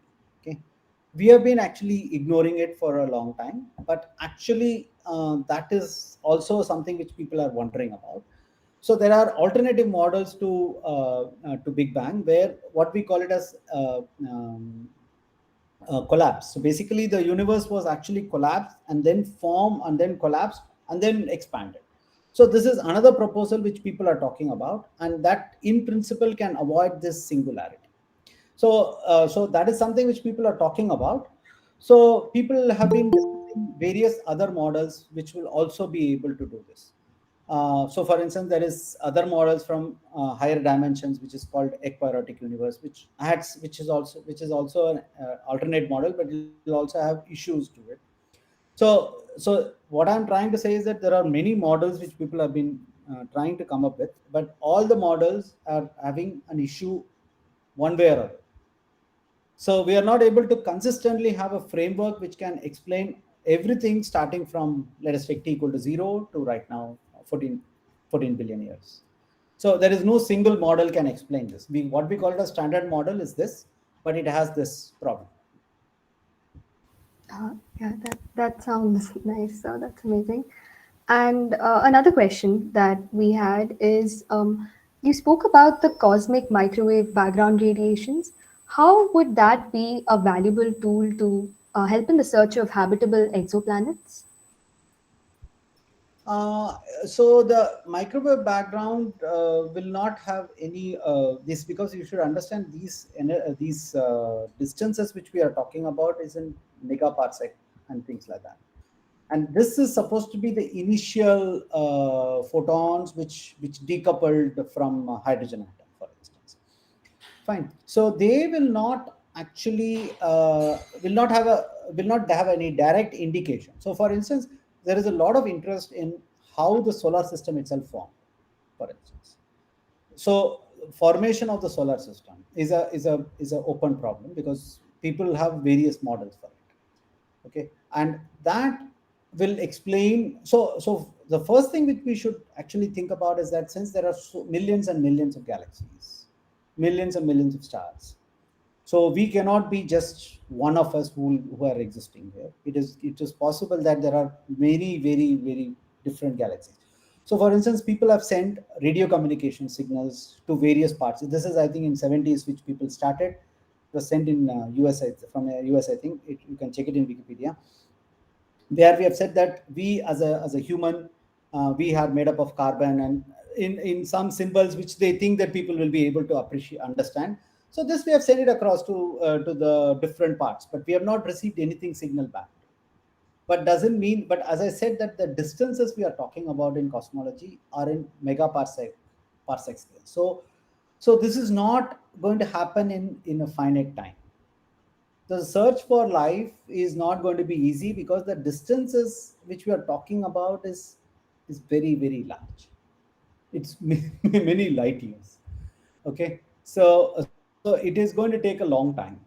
But the thing is, what I think is that the people have been trying to understand the formation of solar system, which is actually an important and interesting problem by itself. And I think people are making some progress in it, but I'm not an expert in this. So, but people are making progress to understand it.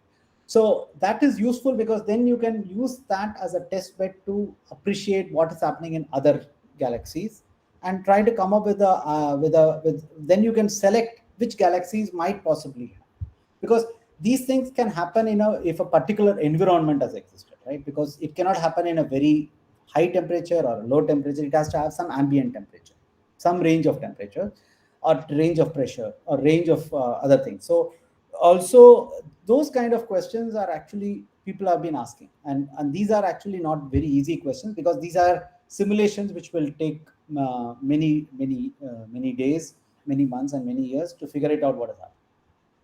I hope I answered partially the question.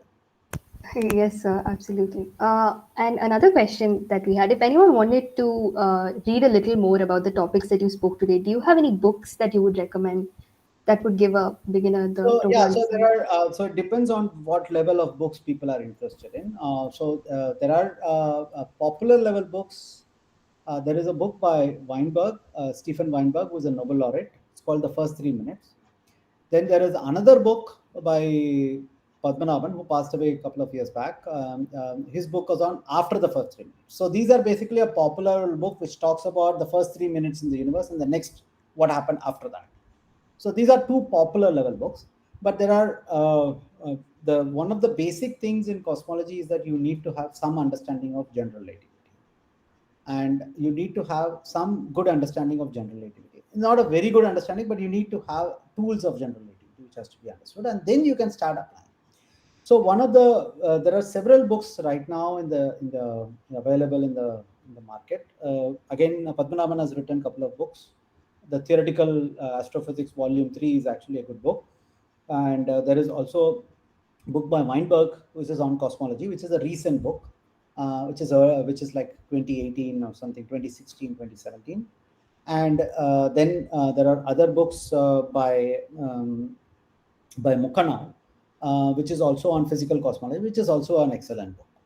But these books assume that you have some knowledge. The last three books which I mentioned, Padmanabhan, Weinberg, and Mukhanal, they assume that you have some knowledge of GR. Okay, sir. Thank you so much for those recommendations. I'm sure you've given us such a great introduction to so many topics. I'm sure all of us would want to read more about them. And thank you so much for your time, sir. That's all the questions we have today. And yeah, thank you so much for the great talk, sir. Okay, I can stop sharing now. Yes, sir. Yes, sir. Thank you. Yeah, thank you, sir. Thank you very much. Thank you. Thank you very much. Bye. Bye.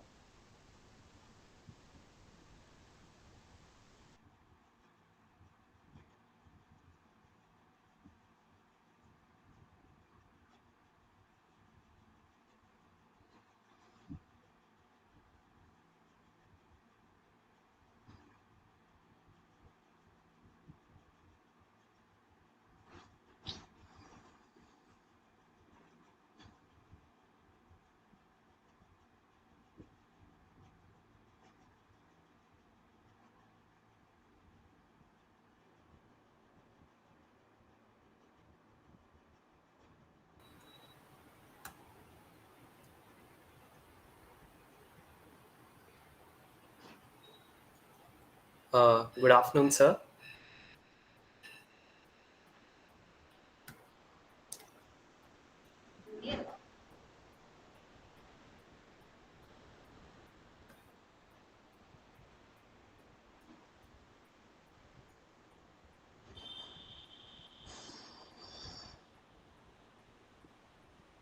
Hi, good afternoon.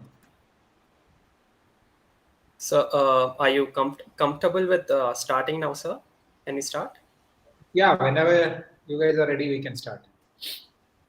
Sure, sir. So I have time till 1:55, right? Yes, sir. Okay. So, good afternoon, everyone. I'm delighted to announce you to our next speaker, Dr. Anand Narayanan. Dr. Anand Narayanan obtained his master's degree and PhD from the Department of Astronomy and Astrophysics, Pennsylvania State University.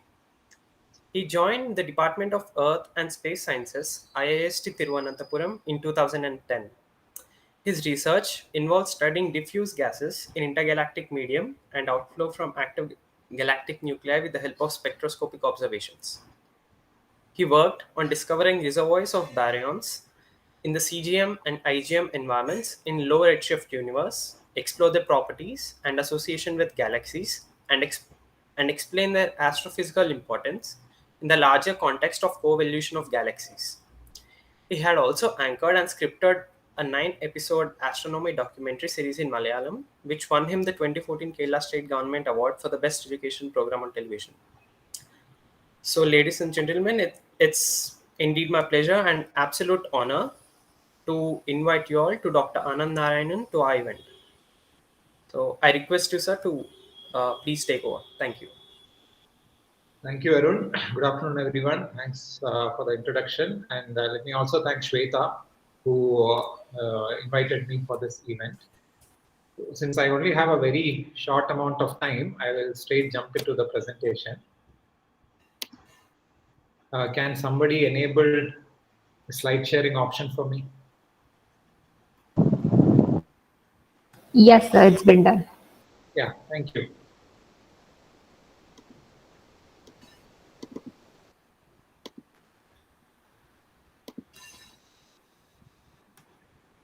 So I have started streaming the slides. Can one tell me whether the slide is visible? It's visible, sir. Yeah, thank you. Okay, so the topic that I'm going to be talking about today is probably one of the grandest adventures that unfolded in astrophysics in the last 2 to 3 decades.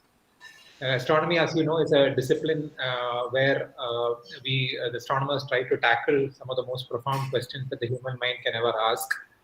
And one of those questions is, where do we fit in? What is our place in the larger scheme of things?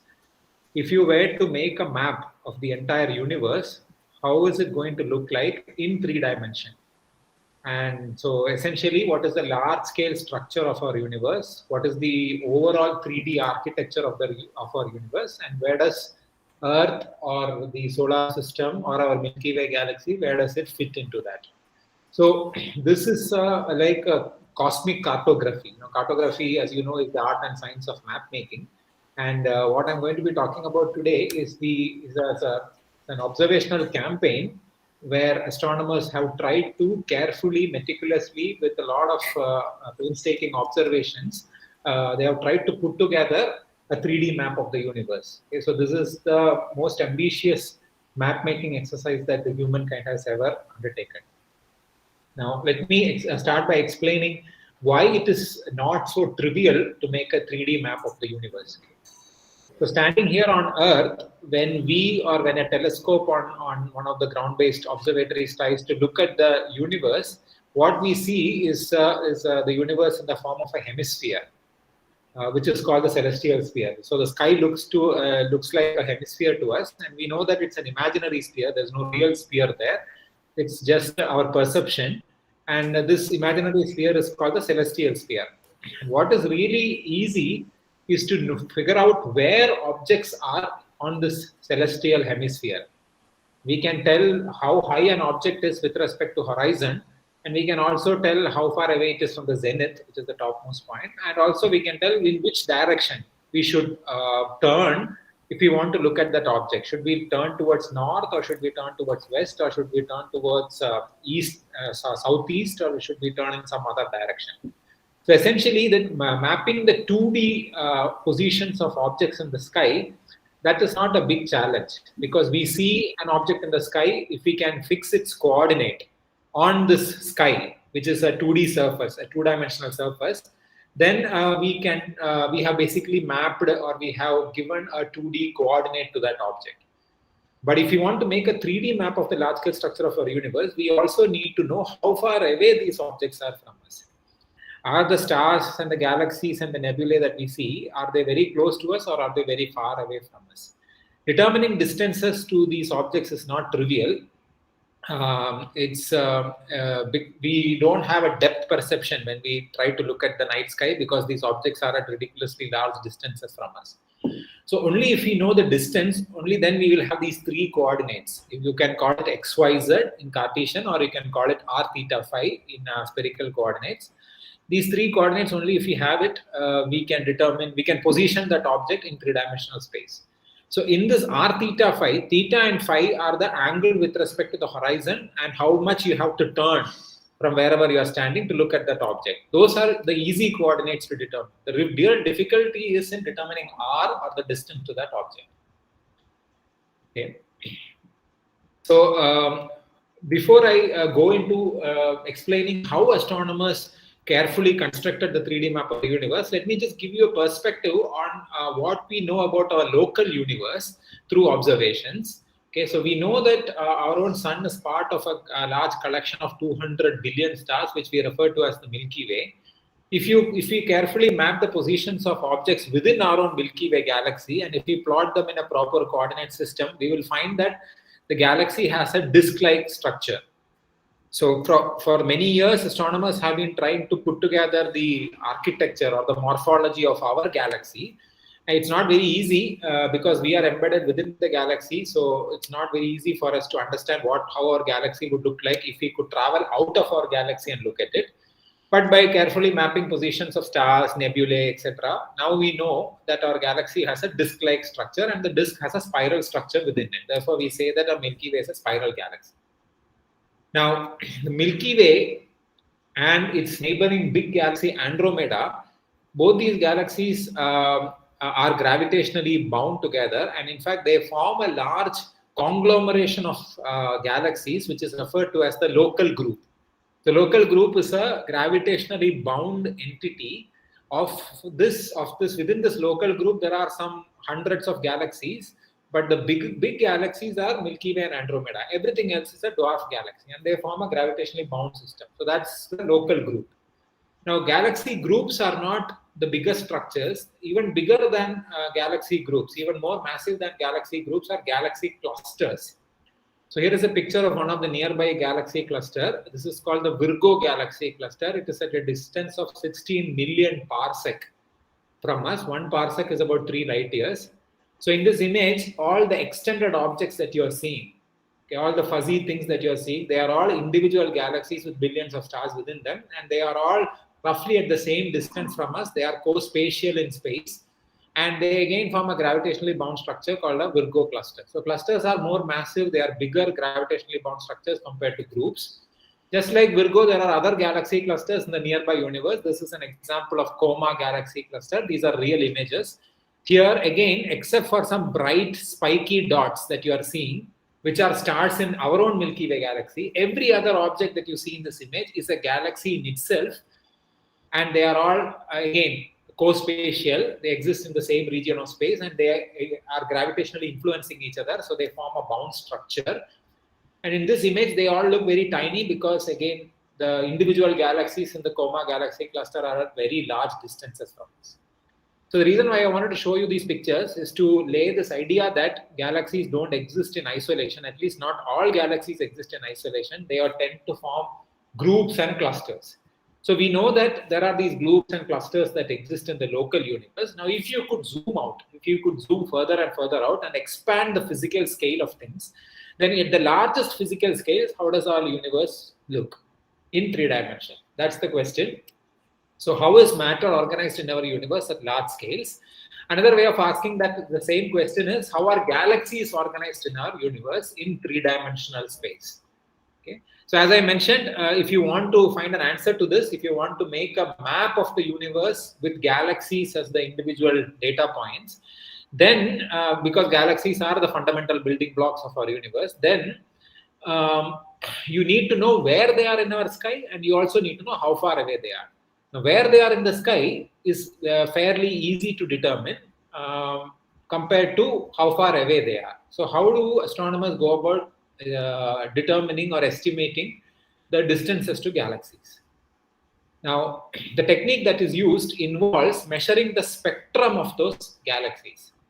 You may be familiar with this idea that if a source that is emitting light is moving away from us relative to us, then the light from that source gets shifted towards lower energies. This is what is referred to as a redshift. So a relative motion between the source and the observer can be measured by looking at the spectrum of the object that is emitting the light, the source that is emitting the light. Now let's say that we are observing galaxies in our universe, in the nearby universe. We are measuring a large number of galaxies. We are looking at them. We are pointing out telescopes to those objects, and then the telescope collects the light and it is sent to a spectrograph. The spectrograph disperses the light. We get the spectrum. If we do that, we find that most of the galaxies, vast majority of the galaxies, their spectra are redshifted. The spectral lines and the entire continuum of the spectrum, it is shifted towards lower energies. So that means that these galaxies are not stationary relative to us. They are moving, and they are not just moving in any random way. They all seem to be moving away from us. So this is the underlying observation that led to the realization that we are living in an expanding universe. Okay? And these observations go back a century. These observations happened in the early part of the 20th century. So the people who carried out these observations, there were a bunch of astronomers. Westo Slipher was one person, Humanson was another, and of course the name that is most popular is Edwin Hubble. So Edwin Hubble and Milton Humanson, they observed about 24 galaxies in the nearby universe. They recorded their spectra, and they had an independent way of determining distances to these galaxies by observing a particular variable star called Cepheids in these individual galaxies.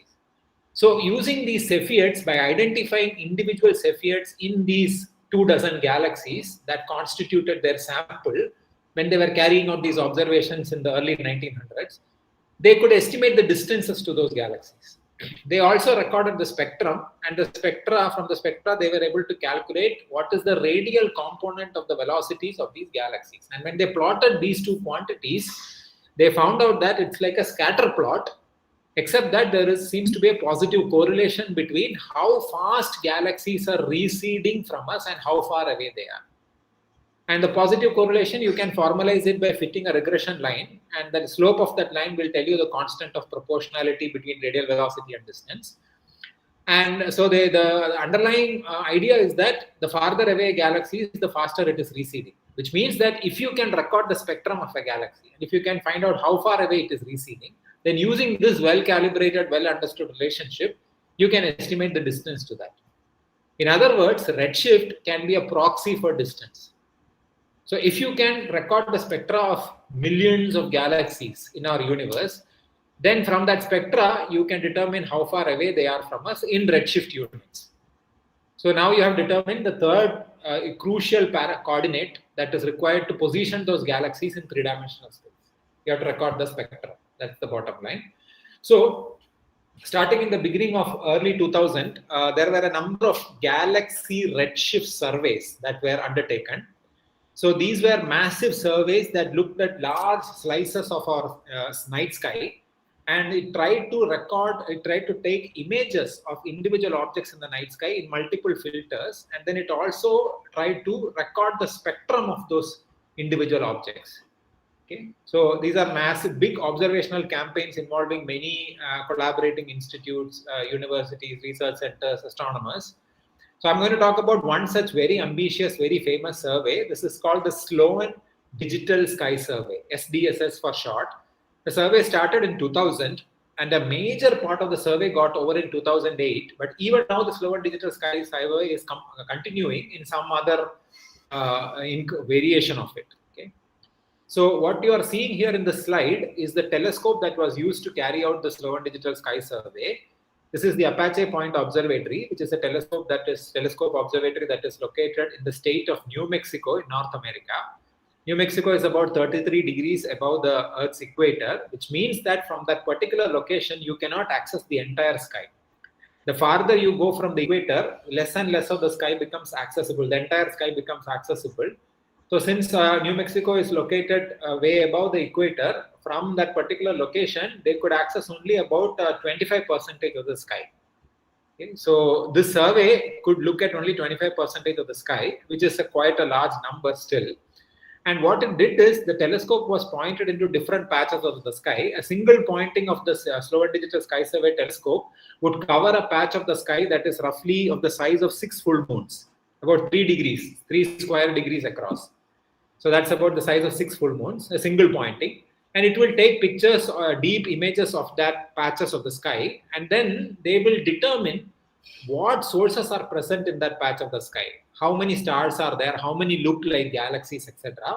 So they will mark which objects look like galaxies, and on the succeeding nights, on the nights that follow, they will go back to that same field and observe those galaxies and record their spectra. And from that spectra, they will determine the redshift, and from the redshift will tell us how far away those galaxies are. So this is the basic observational approach. Now, there's a lot of interesting instrumentation and observational strategies that have gone behind it. So since maybe some of you are engineering students and some of you might be interested in optical engineering, so I'll spend about 2 minutes explaining the fascinating behind the scenes of this Sloan Digital Sky Survey.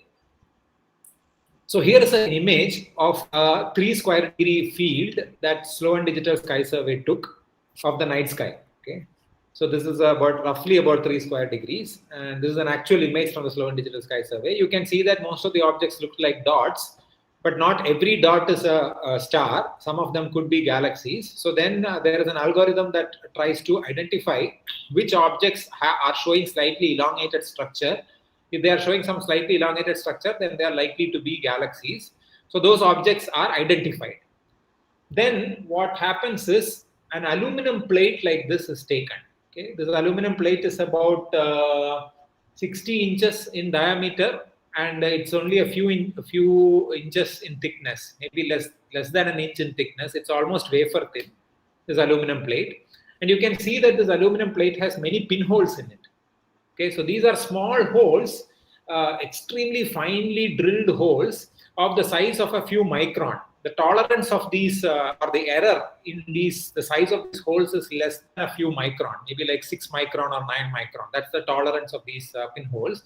So they are finely drilled pinholes, and these pinholes correspond to the location of galaxies in this previous image that Sloan Digital Sky Survey took.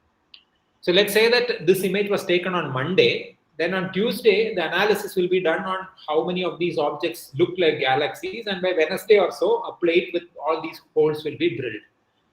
And on Wednesday or Thursday night, the same field will be again observed with an extra addition that this plate will be kept at the focal plane of the telescope. So the plate will be at the place where the light from the telescope gets focused. And now this plate is kept there and the plate is opaque, except that there are tiny holes in it. And each of those holes correspond to a location of a galaxy in that same field, which means each hole is like a pinhole through which you are looking at the universe on that only on that galaxy. So light that is coming through this plate from the focal plane will only be light of those individual galaxies that are present in the previous image. And that light, if you can spread it, if you can disperse it with the help of a spectrograph, then you have recorded the spectrum. But as you can imagine, there are, in that one image, there are probably hundreds of galaxies, and there are hundreds of pinhole here. So which means that in one go, you should have the capability of recording hundreds of spectra. So what happens is each of these pinholes, they will insert an optical fiber, and that optical fiber will collect the light that is coming through this pinhole, and this light is fed to a spectrograph. The spectrograph will disperse the light, and that dispersed light, the rainbow of colors of that light, that is captured by a wide field CCD camera. So in one shot, you are recording the spectrum of hundreds of galaxies, and this is the only way to accomplish this survey. If you are going to record the spectrum of individual galaxies one by one, and if you want to record the spectrum of millions of galaxies so that you can say that you have surveyed a representative volume of the universe, then that survey is never going to get completed. If you are going to do one galaxy after another galaxy after another galaxy, if you are going to record the spectrum, because recording the spectrum takes a lot of time. Sometimes the exposure times are of the order of few hours. So one by one doing it is a very inefficient strategy, which is why the Slow and Digital Skies survey came up with this very novel idea of putting these pinholes and inserting optical fibers into it, and the optical fibers collecting the light and sending it to a spectrograph, and a camera ultimately capturing this dispersed light. So I have a small video where you can see a robotic arm with a ruby tip that is going and checking the precision with which these holes are drilled. Okay, you can see the aluminum plate over here. I don't know how good my connectivity is, so the streaming may not be that great. So positional accuracy of these holes are checked here.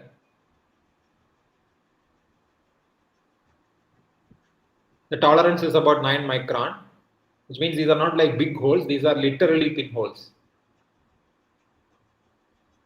Okay, and then somebody manually inserts the optical fiber onto all these holes.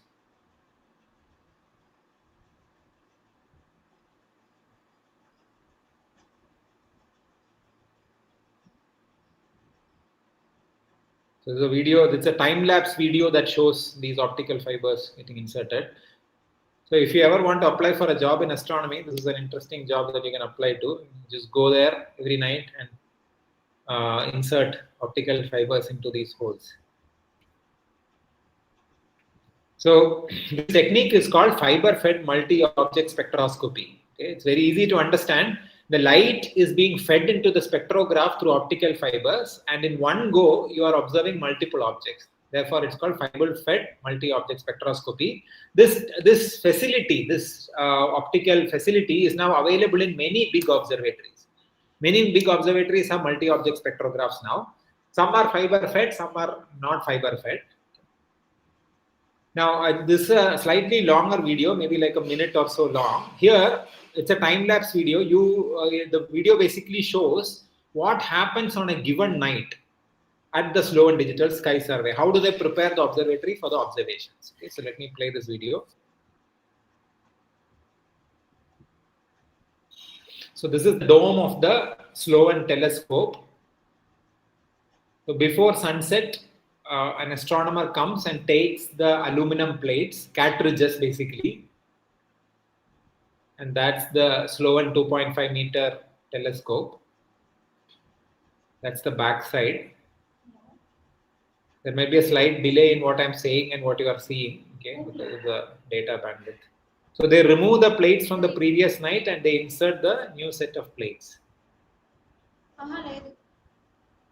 And once the sun sets, the dome is retracted and the telescope is ready for observations. So this carefully orchestrated sequence of events is repeated night after night after night. And for 8 years, Slow and Digital Sky Survey continued to look at different patches of the sky that was accessible to it, and it recorded the spectrum of nearly 6 million galaxies.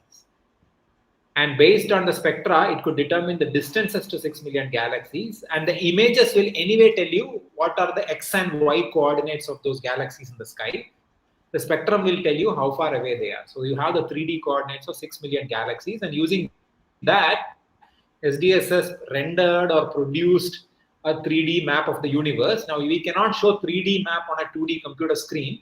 So I'm just going to show you the map and I'll explain what it is. So this is basically a collapsed version of that 3D map, which means that the thickness of this map is not very large. Okay, and let me explain what you're seeing here. On the center of the circle, that is where we are located. So when I say we are located, I don't mean India, okay, or I don't mean Earth. I mean the Milky Way galaxy. The Milky Way galaxy is located at the center.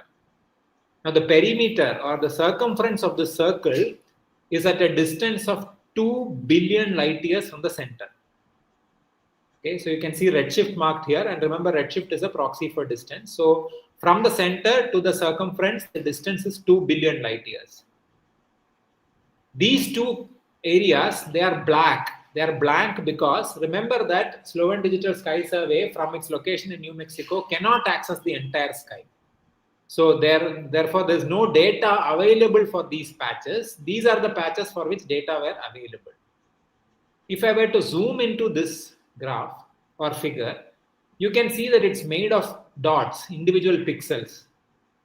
Each pixel is a galaxy that was observed by the Slow and Digital Sky Survey, for which it had a spectrum which gave the distance and an image which told where in the sky it is located. So the 3 coordinates were given.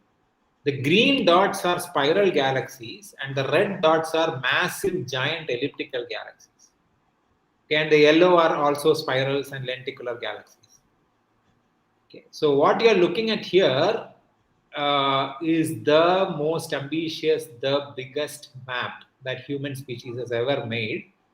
Because in this map are 6 billion galaxies, and we are looking at a physical scale that far surpasses any cartographic exercise that humankind has ever done. Okay. Now, it will be interesting to see how this whole map looks in 3D. So here is a computer visualization of the data from the Slow and Digital Sky Survey.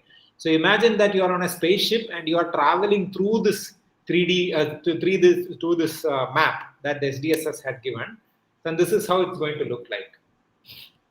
You are going to see galaxies bundling up together in the form of groups, clusters, superclusters, and between them there is empty space, which is void, okay, devoid of any matter. So this is the large-scale structure of our universe.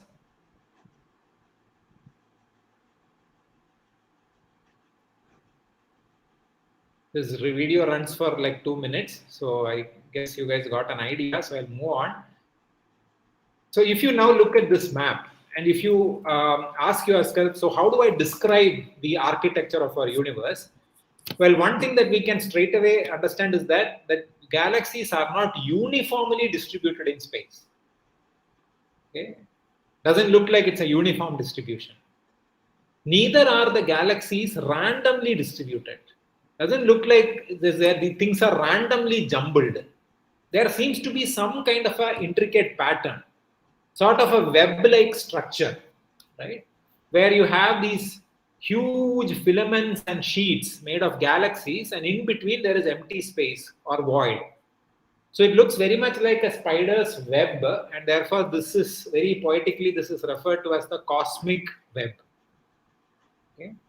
That's the term that is very commonly used in popular science articles. So the takeaway is that the galaxies in our universe are not distributed uniformly, neither are they distributed randomly. Instead, their distribution forms a web-like pattern, an intricate pattern of filaments and sheets. So this is a uniform distribution. If every red dot is a galaxy, then a uniform distribution of galaxies would have looked like that. A random distribution would have looked like that. Now, what SDSS is telling us is that It is neither of these. Instead, our universe has this kind of an architecture.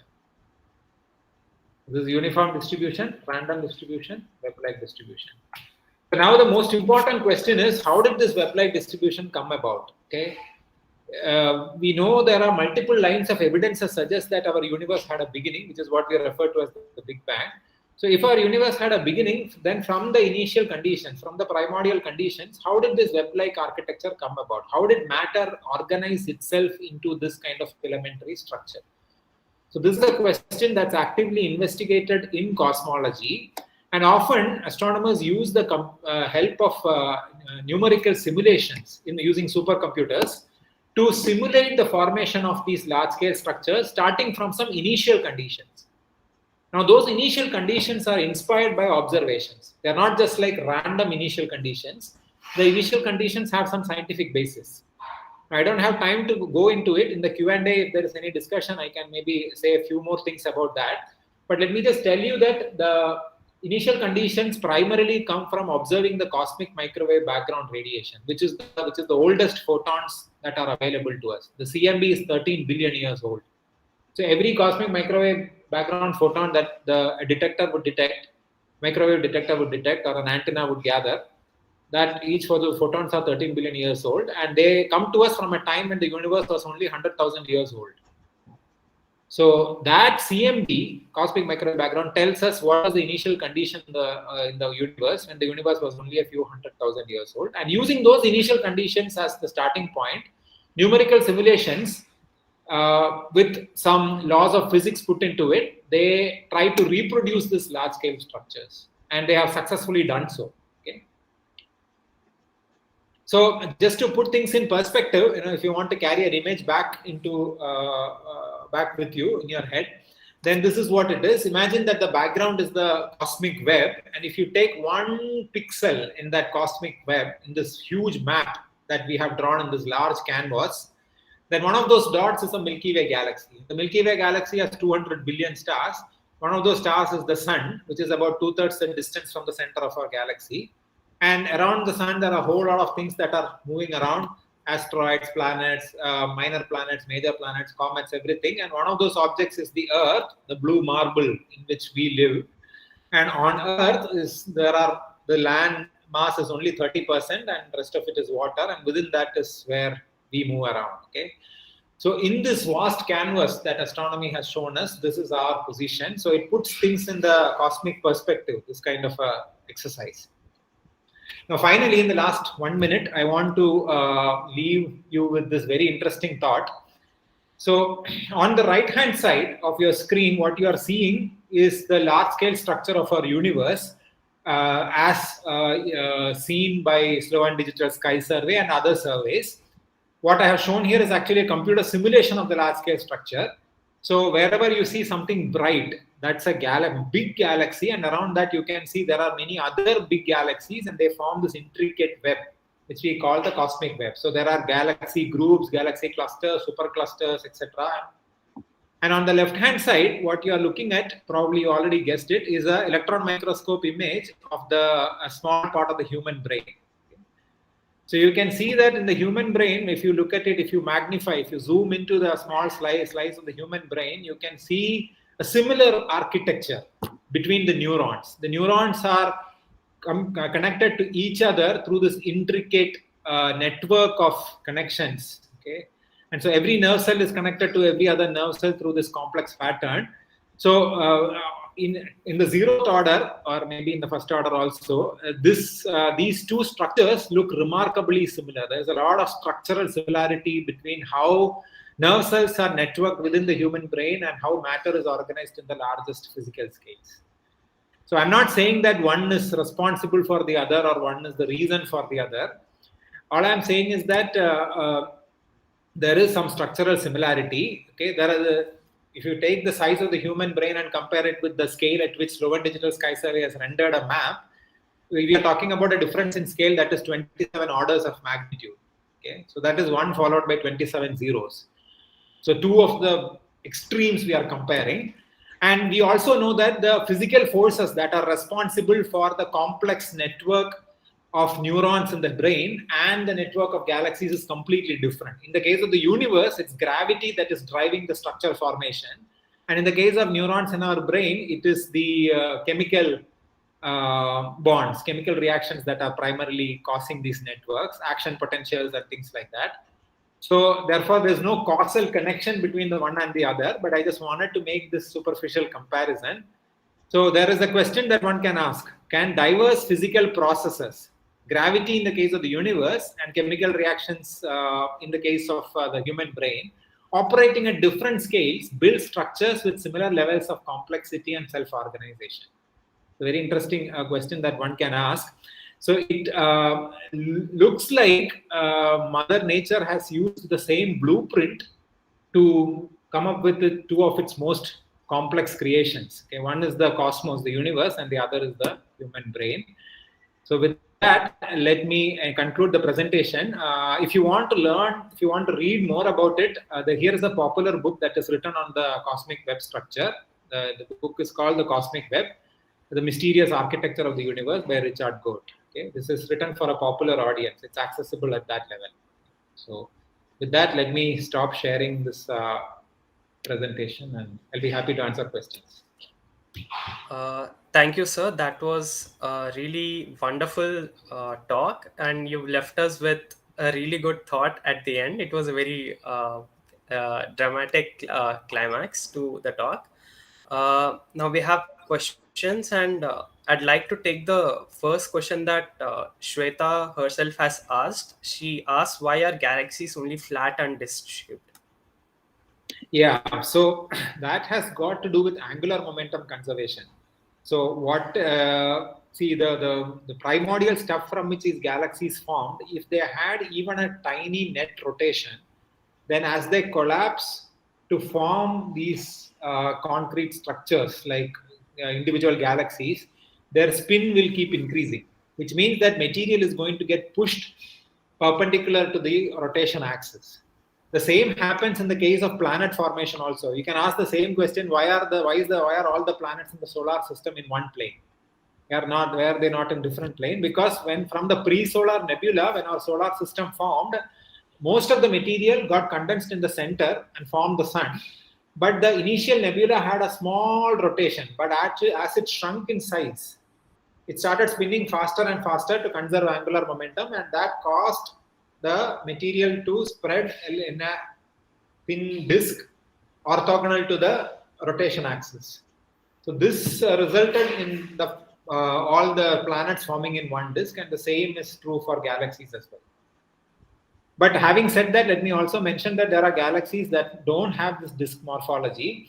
There are irregular galaxies, large Magellanic Cloud, small Magellanic Cloud. These are dwarf satellites of Milky Way. If you Google their images, they don't look anything like Milky Way or Andromeda. So they don't have any particular shape. They are irregular. Yes, sir. Thank you. Thank you, Shweta, for your question. The next question we have is, there have been many scientific discoveries pertaining to the mysteries of the universe and how they say it is ever growing. Could you explain what causes this phenomena, the phenomena of ever growing universe? Why is it growing forever? So expansion of the universe is attributed to dark energy. Okay, so there is this mysterious component to our universe which is called dark energy. There are some working hypotheses on what dark energy could be, but there is no concrete conclusion on what exactly dark energy is. But dark energy is supposed to be the force that is driving the expansion of the universe. Now, the expansion, whether the expansion is uniform or whether it is accelerating, decelerating, those are also things that have been investigated observationally, and there are some answers to that. But the short answer to that question is the expansion of the universe is that it is driven by dark energy. Which we know that if you take a representative volume of the universe, 70% of the energy density within that representative volume of the universe is occupied by this mysterious entity which is referred to as dark energy. So it is the dominant component of our present universe, but there is no clear idea what exactly dark energy could be. There are many interesting hypotheses that have been put forward. So this is work in progress in the field of cosmology. Sure. Thank you, sir. We I'm sorry for the time constraint. We really enjoyed your talk and would love to have you once again on some other platform. So thank you so much for your talk. It's a pleasure Thank for you, us. Arun. Thanks everyone for listening, and thank you, Shweta, for inviting. You can Thank log you, off sir. now.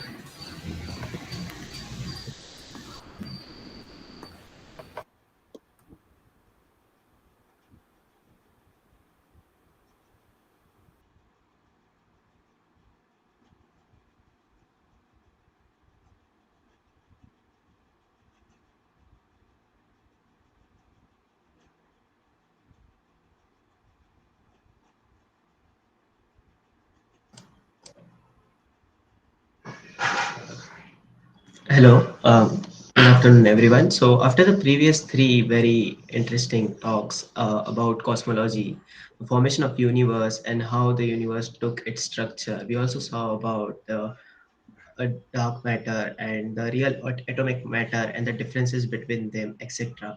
I would now like to present to you our next speaker, Dr. Dimitra Atri. Dr. Dimitra Atri is the group leader of the Mars Research Group at the New York University Abu Dhabi Center for Space Science.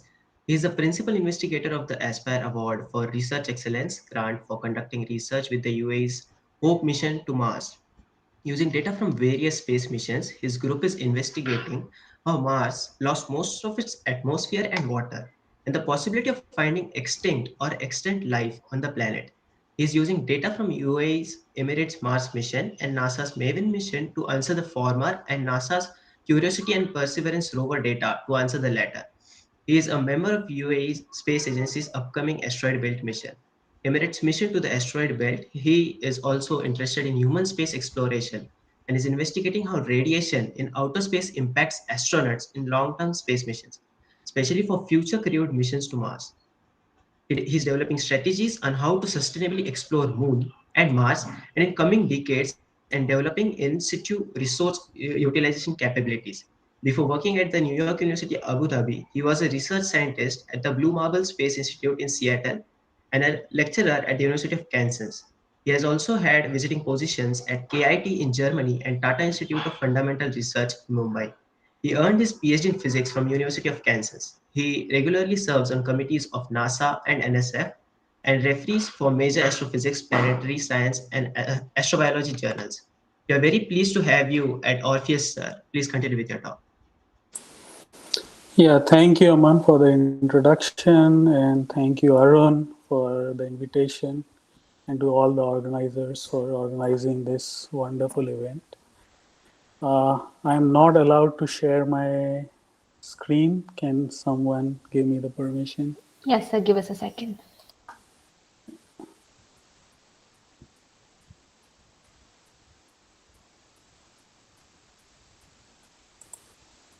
Sir, I believe you have the permission to share your screen now. Yeah, I should be able to share now.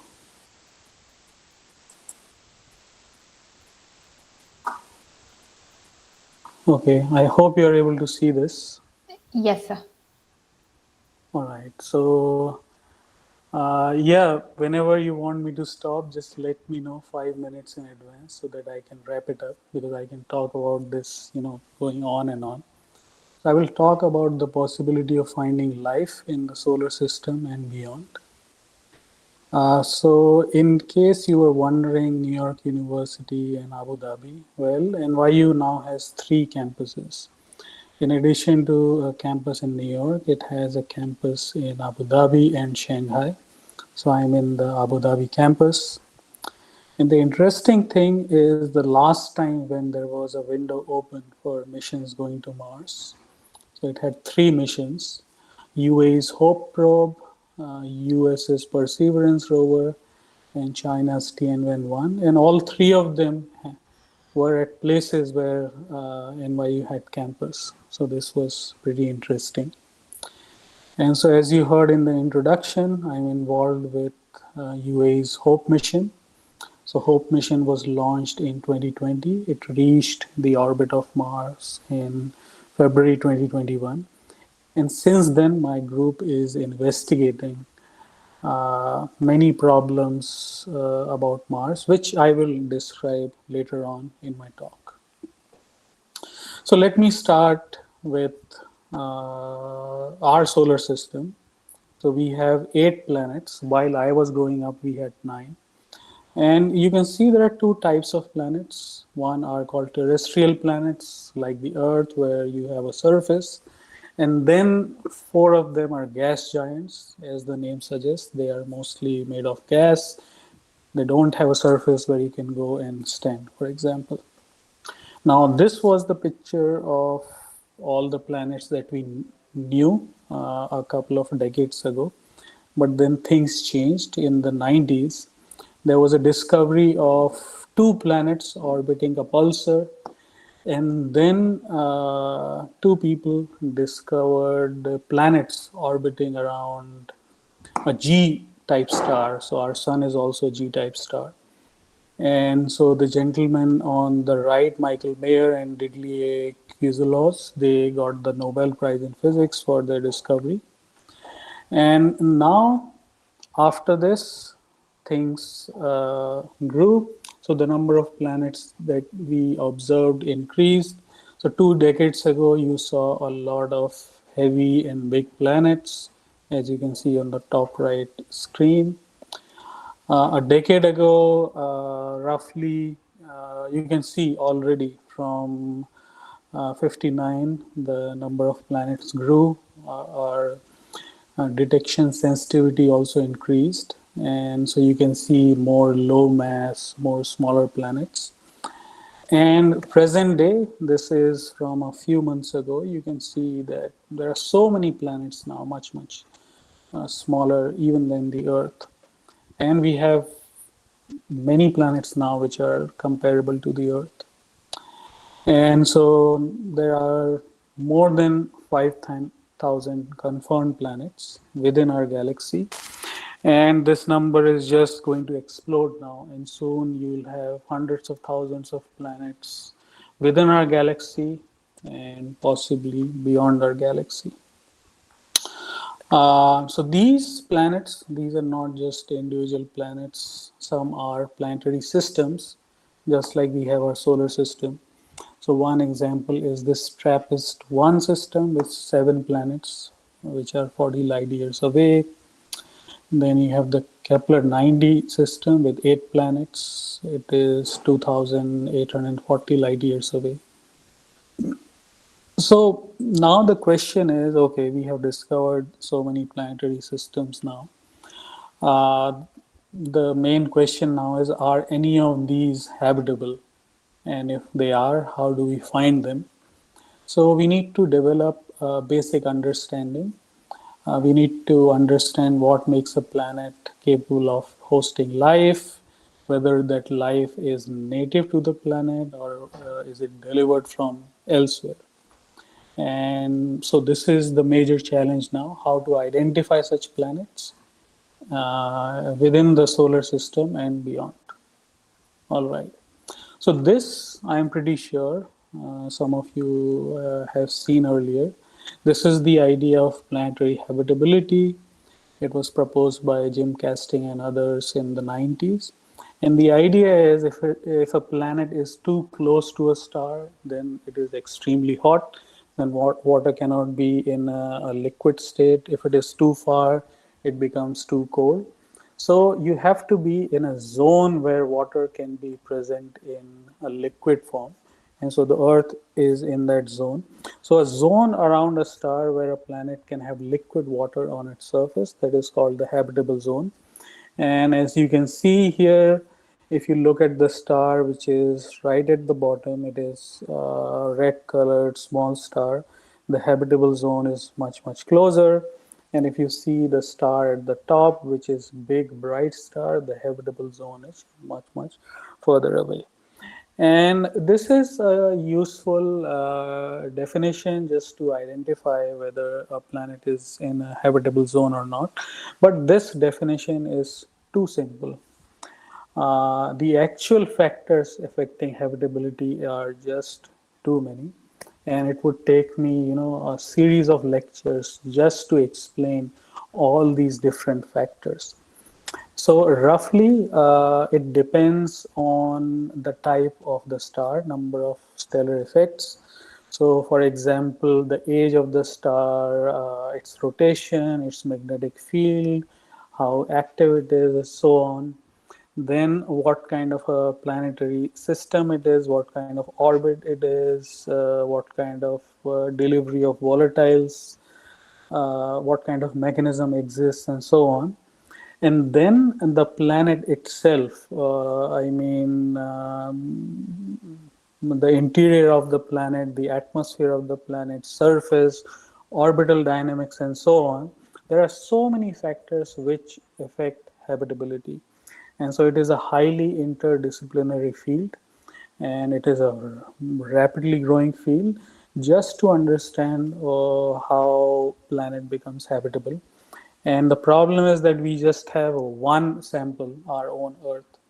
And so the hope is that the more we learn about other planets, the more we will learn about this. And hopefully we'll find life somewhere else and then begin to understand how life actually originated on Earth, and maybe its distribution in the universe. So I would like to focus on one of the factors, which is space weather. Space weather is just like on Earth, you have wind, rain, floods, and so on. Sun, although it looks nice and quiet, sun is also highly active. There are times when it emits its own plasma from it. It emits radiation called solar flares. It sometimes accelerates charged particles, which can be dangerous. The reason we don't feel them on a day-to-day basis is because Earth has a very strong global magnetic field, which deflects this radiation, these charged particles. Earth also has a very thick atmosphere, which also acts as a shield. So we don't have, that kind of effect here on the Earth. But planets with thin atmospheres, or planets which are much, much closer to the star, or stars which are much more active than the sun, then these things become important. And so this is one of the focus areas of my research, is to study habitability in the context of stellar activity. And so all these space weather phenomena, they can lead to erosion of the atmosphere over time. So there are a number of physical processes through which the planet loses its atmosphere due to stellar activity. Then this radiation can induce chemical changes in the atmosphere called photochemical effects. And then this radiation can directly impact with biology, causing things such as DNA damage, cancer, and so on. One example is our nearby planet, Proxima b. It is about 4 light years away. And Proxima is a very small star. And so its habitable zone is very, very close. And so the Proxima b planet is at 0.5 AU. 1 AU is the distance between the sun and the Earth. So just 5% of that distance, which means that radiation on that planet is 400 times higher. And so now you can imagine that anything that happens on the star directly has an impact on the planet. So this radiation, even though it can have adverse effects, it can also have good effects. It's a double-edged sword. So the planets, when they were originally formed, they had mostly a hydrogen atmosphere. And so stellar activity can actually remove that entire atmosphere, and then a secondary atmosphere can form. Just like on the Earth, we have mostly nitrogen and oxygen, so that can be a good effect. Then direct radiation exposure can also create organics on those planets. It has been seen in lab experiments. And as you know, organic molecules are building blocks of life. So high radiation levels can do that.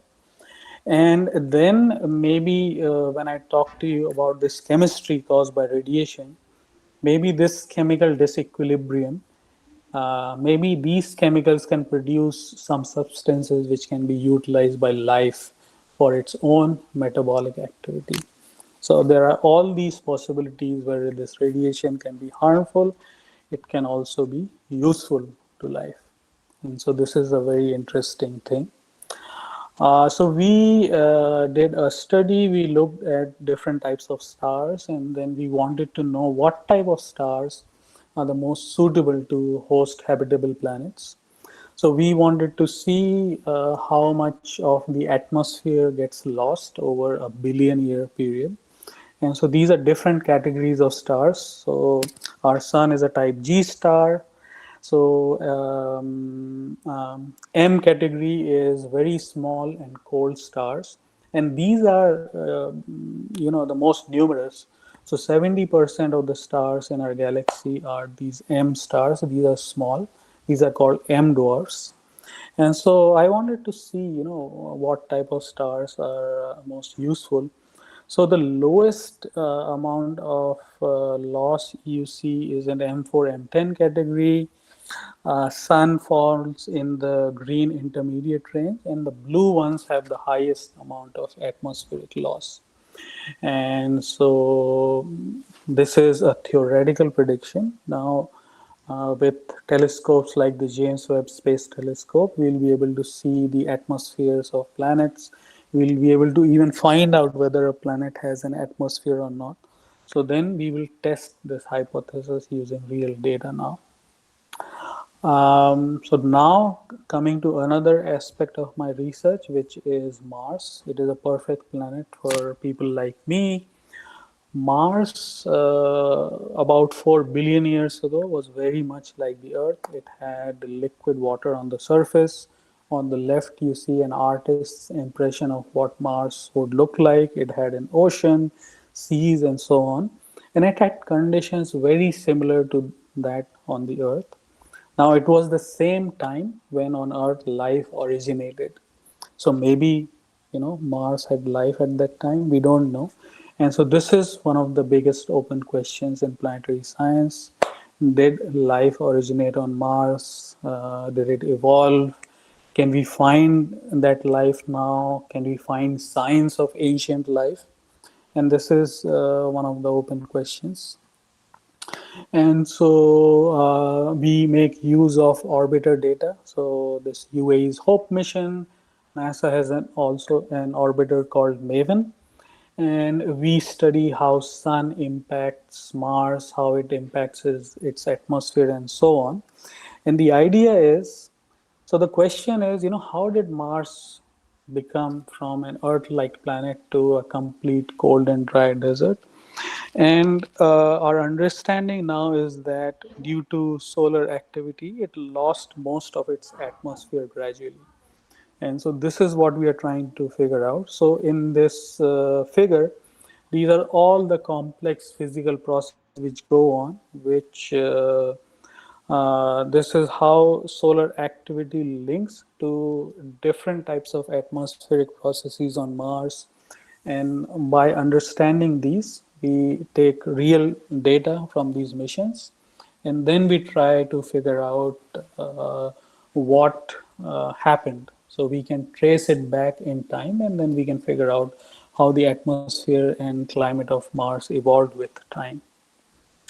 Another interesting thing about Mars is that on Earth, if you see on this plot, you hardly have any data of 4 billion years ago or 3 billion years ago on Earth. Most data is between now and 2 billion years ago. And so this is because of extensive geological activity and erosion on Earth. Mars does not have that kind of activity. So on Mars, you can even find surface now, which is exposed. It is 4 billion years ago. And so it might have signs of activity of 4 billion years ago when it had life. And this is what we are trying to figure out. And that is why there is so much interest in the scientific community to send rovers and landers to actually go on Mars and study these things. So So in the 70s, NASA sent 2 different landers called Viking 1 and 2. I don't have enough time to go over all the details, but this mission was primarily designed to look for signs of life. This is Carl Sagan with a model of the lander. There were 2 of them. On the right, this is an actual photograph when the Viking 2 lander landed on the surface of Mars. It had an experiment called the label release experiment. And the idea was that you take a sample of Martian soil called the Martian regolith, you put nutrients in it, and see if there is some kind of biological activity. There will be more CO2 coming out, you will see things like that. And then it indeed, a lot of CO2 came out of it. And people initially thought this is a sign of life, but then people were able to reproduce the same mechanism through basic chemistry. And so this was a disappointment for people who were expecting for signs of life. Then after that, there were other experiments. They could not find any evidence of organics, nothing about life. Even the Phoenix lander, which landed in 2018, it found these salts called perchlorates, which are highly toxic. They are used as explosives. So whenever you see fireworks, these perchlorates are used there. And so the idea is if there are perchlorates on Mars, they would destroy all the organics, so life cannot exist on Mars. And then, there were some meteorites. People claimed that there's life there, but those features could be explained by basic, geological and chemical things. And so now there is a new era of Mars exploration. As you know, NASA is a world leader in exploring Mars, and they have a number of rovers. 2 of them are Curiosity and Perseverance. And so the Curiosity rover landed in a place which is the Gale crater, which had a lake a few billion years ago. And there, Curiosity rover found tons of organics. It found benzene rings, theophanic aromatic aliphatic compounds. If you're interested in that, go read their paper. So the thing is, earlier instruments were not sensitive enough to detect organics. These organics are present at 10 ppm levels, very, very small amount of organics. These are more details, what kind of organics were found. The newest rover, Perseverance, it landed in 2021. It landed in a place called Jezero crater, and as you can see, it is exactly like you see deltas here on Earth, carrying these sediments down and depositing all the things at the base of the delta. So the Jezero crater was something like this, and this is how it looks like now. So it was also a site which was full of water, so you should find a lot of organics. And there is a recent paper where they found a lot of diversity of organic compounds at Jezero crater. So now it is pretty clear that the building blocks of life are present on Mars, but we don't know whether life could originate or not. So we are trying to figure that out. We have an experimental facility at NYU Abu Dhabi where we are trying to create Martian conditions. So it is called a Mars simulated environment, where we take a replica of Martian regolith, we have UV, and so on, and we try and understand how organic substances behave in Martian conditions. We also go out in the field and then we study a number of features within the UAE. So within 1 to 2 hours of driving distance, we find so many features which look exactly the same as Mars, and they look the same because they are formed due to similar mechanisms. And so we go at those sites just to learn about how those features were formed. And then we relate them to data from Curiosity and Perseverance rover to figure out how that place on Mars evolved over time. We also bring back those samples. We study them in our lab. So on the left, is it Abu Dhabi of Mars or Mars? Can you tell? There are so many features. I can just go on and on about so many features that we see which are Mars-like. I have a huge library of all the things that we are studying based on this rover data. So just like we had Voyage of the Beagle, if you remember, Charles Darwin took this trip and then he came up with the theory of evolution of life. We are taking a voyage across the solar system just to look for signs of life elsewhere. There are now plans of going to Venus, looking for signs of life. There's a gas called phosphine. It could be produced by biology. We don't know. And so this is a very exciting thing. There are a number of missions now. ISRO is also planning a mission to Venus, although we don't know when it is going to fly. But later in this decade, you have planets by a number of probes by a number of space agencies going to Venus. Then Europa, as you know, this is a moon of Jupiter. It is covered with ice. It is a thick shell of ice, but below that it has ocean. And because it is so close to Jupiter, because of tidal activity, there's a lot of heat being produced. And so there is an idea that there are hydrothermal vents. So there is heat and lava coming out, and then it is very useful for biological activity.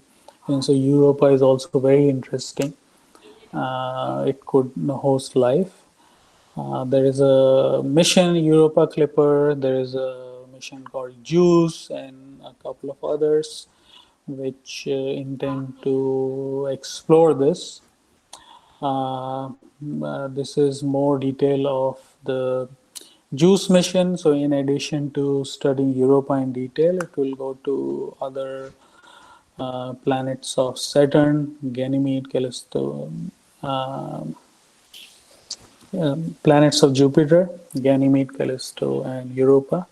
And so it launched in mid-April, and it will do a Jupiter flyby in 2031 and orbit Ganymede in 2034.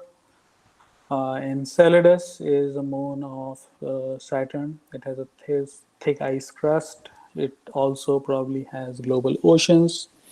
We see these active jets, so water coming out from there. And there are some recent studies which show the presence of organics there. And so this will also be a very interesting object to study for science of life. Another Saturn's moon, Titan, is very interesting because it has an atmosphere of 1.5 bar, so very similar to the Earth, as opposed to other moons which hardly have any atmosphere.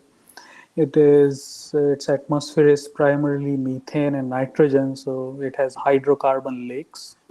So it is extremely cold, but it has all the ingredients that you need for life. So NASA has a mission going there. It is called the Dragonfly mission, and it is going to land there in 2034. It is going to go to different places and look for signs of life. You can see this is an actual photograph of Huygens probe when it landed. It took this photograph of the surface. This is how it looks like. Then people have also been studying asteroids. So a Japanese mission went to asteroid Ryugu and got back samples. So now we have these samples on Earth. We can analyze them. They found uracil in it. So as you know that RNA is such an important thing for life. And one of the four bases in RNA is uracil. Then NASA has a mission which is OSIRIS-REx. It took samples from asteroid Bennu and then it is coming back. It will land in 2 months from now, and then we'll see what it is made of. Then now there is a new era that we can look for signs of biological activity. We can look for biosignatures. So if there is a life on a remote planet, then it might be emitting some gases. For example, life here emits methane, which can be observed in the atmosphere. So a sensitive telescope like the James Webb Space Telescope can look for signs of that life. So it is a really interesting thing. This is from a planet which is 700 light years away from us, and we can study so many things about the atmosphere of that planet just by looking at the spectrum. We are also looking for signs of biosignatures on Mars using HOPE mission. We are looking for signs of biological activity, and this is an ongoing investigation. Hopefully, we get to publish our results, and you'll know more about it in a couple of months. There are future missions. So there is a European mission which is going to go and dig 2 meters below the surface. Surface of Mars is extremely cold. There is high radiation levels, so life it will be extremely difficult if we find any life there. But below the surface, conditions are more optimum for life, so there are more chances that we can find something there. And then NASA has Mars Life Explorer in the planning, which is also going to dig deeper and look for signs of life. There are also plans by these space agencies to go to Mars and bring back samples and then analyze them here in the lab. So that is also ongoing. But these are all long-term missions, so we will get to investigate these samples early in the next decade. There are also plans by agencies now to send astronauts to Mars because, as you know, these machines, even though they are highly efficient, they are extremely slow. And even if we find, something lifelike, how sensitive are these instruments to detect that? So we need humans to go there, and so humans can go there and probe and do experiments, and then we'll know more about whether life ever existed on Mars, or maybe we can find some signs of ancient or present day life below the surface of Mars. And so we have a group of students who are also doing this kind of work. We are looking into on these long duration missions, astronauts will be exposed to very, very high radiation levels, which wasn't the case in case of lunar missions or missions on the International Space Station. Again, we are utilizing data from the Curiosity rover for this.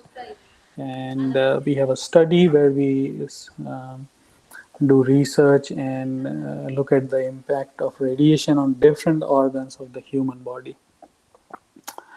And so the question is, okay, we know that Mars was very Earth-like and then it became such cold and dry planet. What is going to happen to the Earth? We don't know. So maybe, this study will help us understand that. And at the end, I would like to thank everyone in my team, our director, all these missions, all our funding agencies. And the investigation continues. Here is my email address, and let me know if you have any questions. Thank you so much, sir, for that fascinating talk and presenting your research on Mars and the future missions that NASA and others are going to do. Were a few questions posted on our YouTube live and the meeting, which I would like to ask you now. So, sir, when we talk about the presence of aliens, do you mean the presence of simple microorganisms and multicellular organisms, or complex alien intelligence akin to humans? Because NASA found evidence that life existed on Mars, single-celled organisms, not little green men. Am I on the right track? your thoughts on this? Yeah, so far there is no evidence of any kind of life anywhere outside the Earth, not even on Mars. There is no evidence so far. So the kind of life that we are looking for, if you look at the Earth for the longest of time, the life was very, very simple. And then complex multicellular life evolved after a period of time when things became more optimum. And then intelligent life, as we define it, we call ourselves intelligent. It is only very recent thing. So for most of the time on Earth, there was no intelligent life, and so chances are that if we look for life somewhere else, it is probably somewhere very primitive. And so that is the idea. So we are trying to understand how primitive life could develop on these different planets. Now, there could be places in the universe, maybe within our own galaxy, where you have complex life, maybe some things like animals or even intelligence life. I would not be surprised, but we haven't found any evidence so far.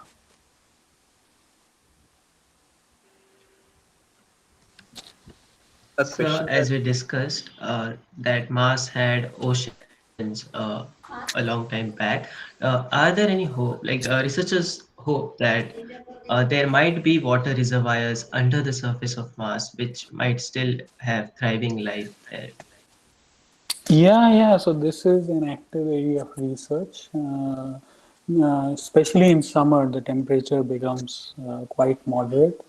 Mars is also rich in salts, and these are called brines. So solutions, if you put a lot of salt in it, then it can stay in a liquid form even at negative temperatures.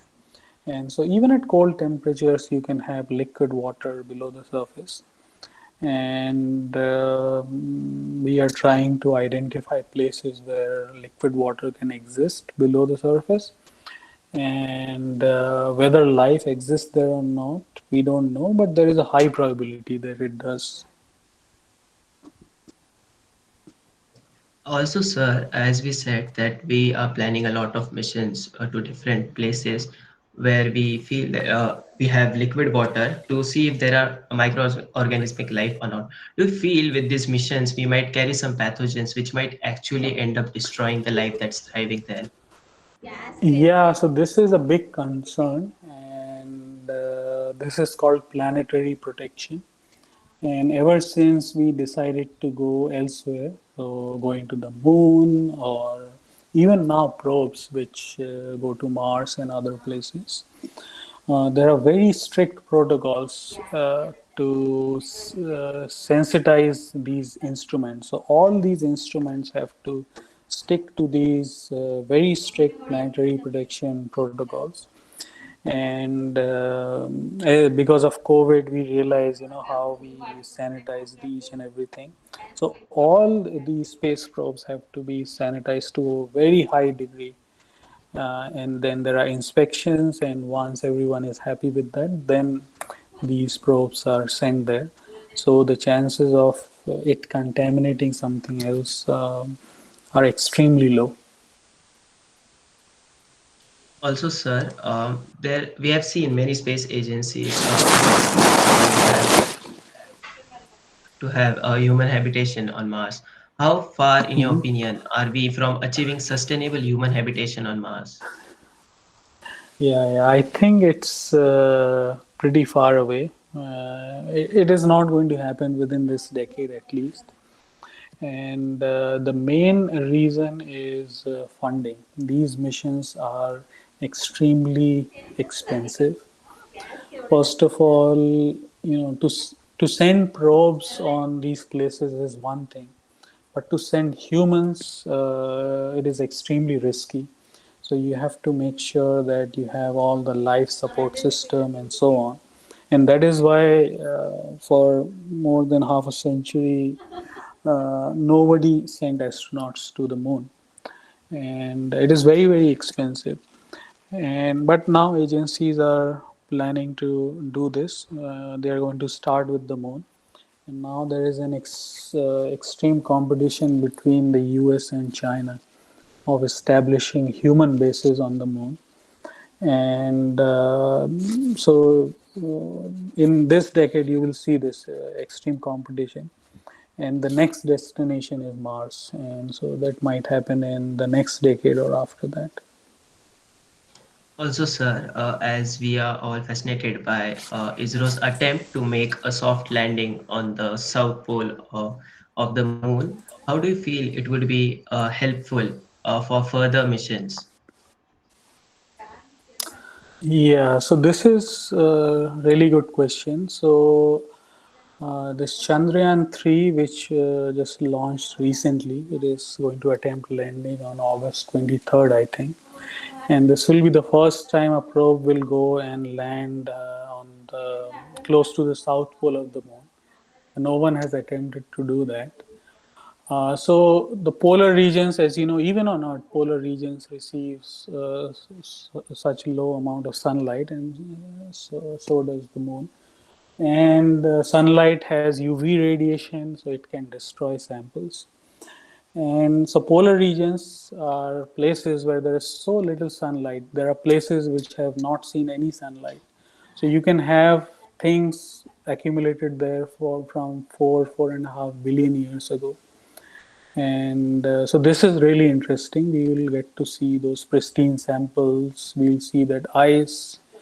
Maybe we'll see some kind of prebiotic chemistry or something like that. But I don't think these instruments are sensitive enough to do those kinds of analysis. But it would be extremely important to just show the capability that you are able to land effectively there and have a rover go out and do some experiments. And this will set the stage for much bigger missions. And so I am hoping that ISRO will send in this decade much bigger probes. So just like these Curiosity and Perseverance rovers, they are the size of a big SUV. Okay, and they have all these analytical instruments so that you can go there and you can do all these samples and you can drive around and do these things. So I hope that ISRO is able to do this. And then ISRO also has plans for sending humans. So next year, they are collaborating with NASA to send astronauts to the space station, most likely using a SpaceX rocket. And then by 2024 or 2025, with our own Gaganyaan, ISRO will be sending astronauts. And going to the moon most probably will happen with the US collaboration. And US is also planning to build a base on the moon, and it is going to involve other countries, possibly India. So maybe India can get involved in those activities and have some experiments established there. Maybe our astronauts can go there and spend some time there doing experiments. Thank you so much, sir, for your valuable time. I would like to conclude this session. Beyond the extraterritorial confines, the audience was immersed in the study of asteroids, where the revelation of uracil, a constituent of RNA, ignited hope for potential extraterrestrial life. The notion of biosignatures emerged as a promising avenue in the forge of space exploration, opening the door to detecting signs of life beyond our home planet. In conclusion, the audience was left in awe and inspired by the guest speakers' profound expertise and captivating narrative. Their invaluable contributions have illuminated the frontiers of exoplanet research and the quest for life in the cosmos. We extend our sincere gratitude for sharing these thought-provoking opinions and revelations at our event, leaving an indelible mark on a collective understanding of the universe and our place within it. Thank you so much, sir, for joining Orpheus. All right, thank you so much, and I hope you enjoyed the talk. Thanks so much.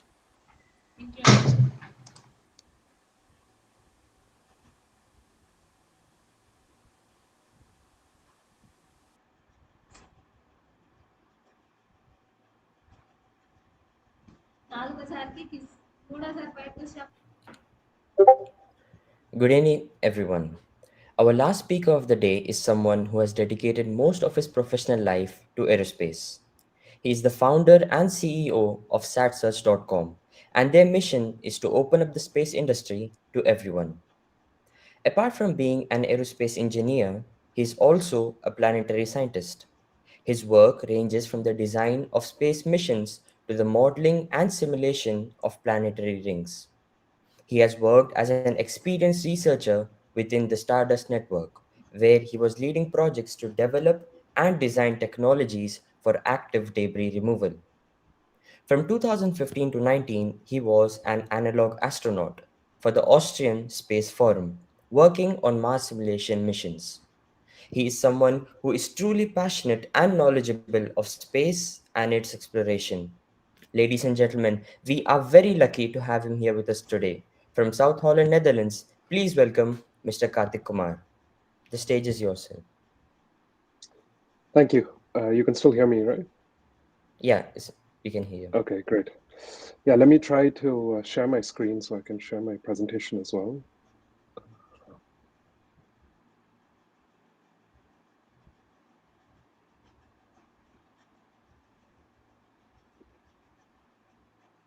See if this works.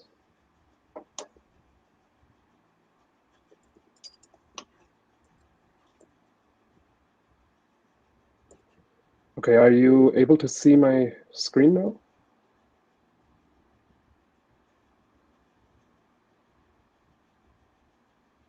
Yes, we can see it, sir. Okay.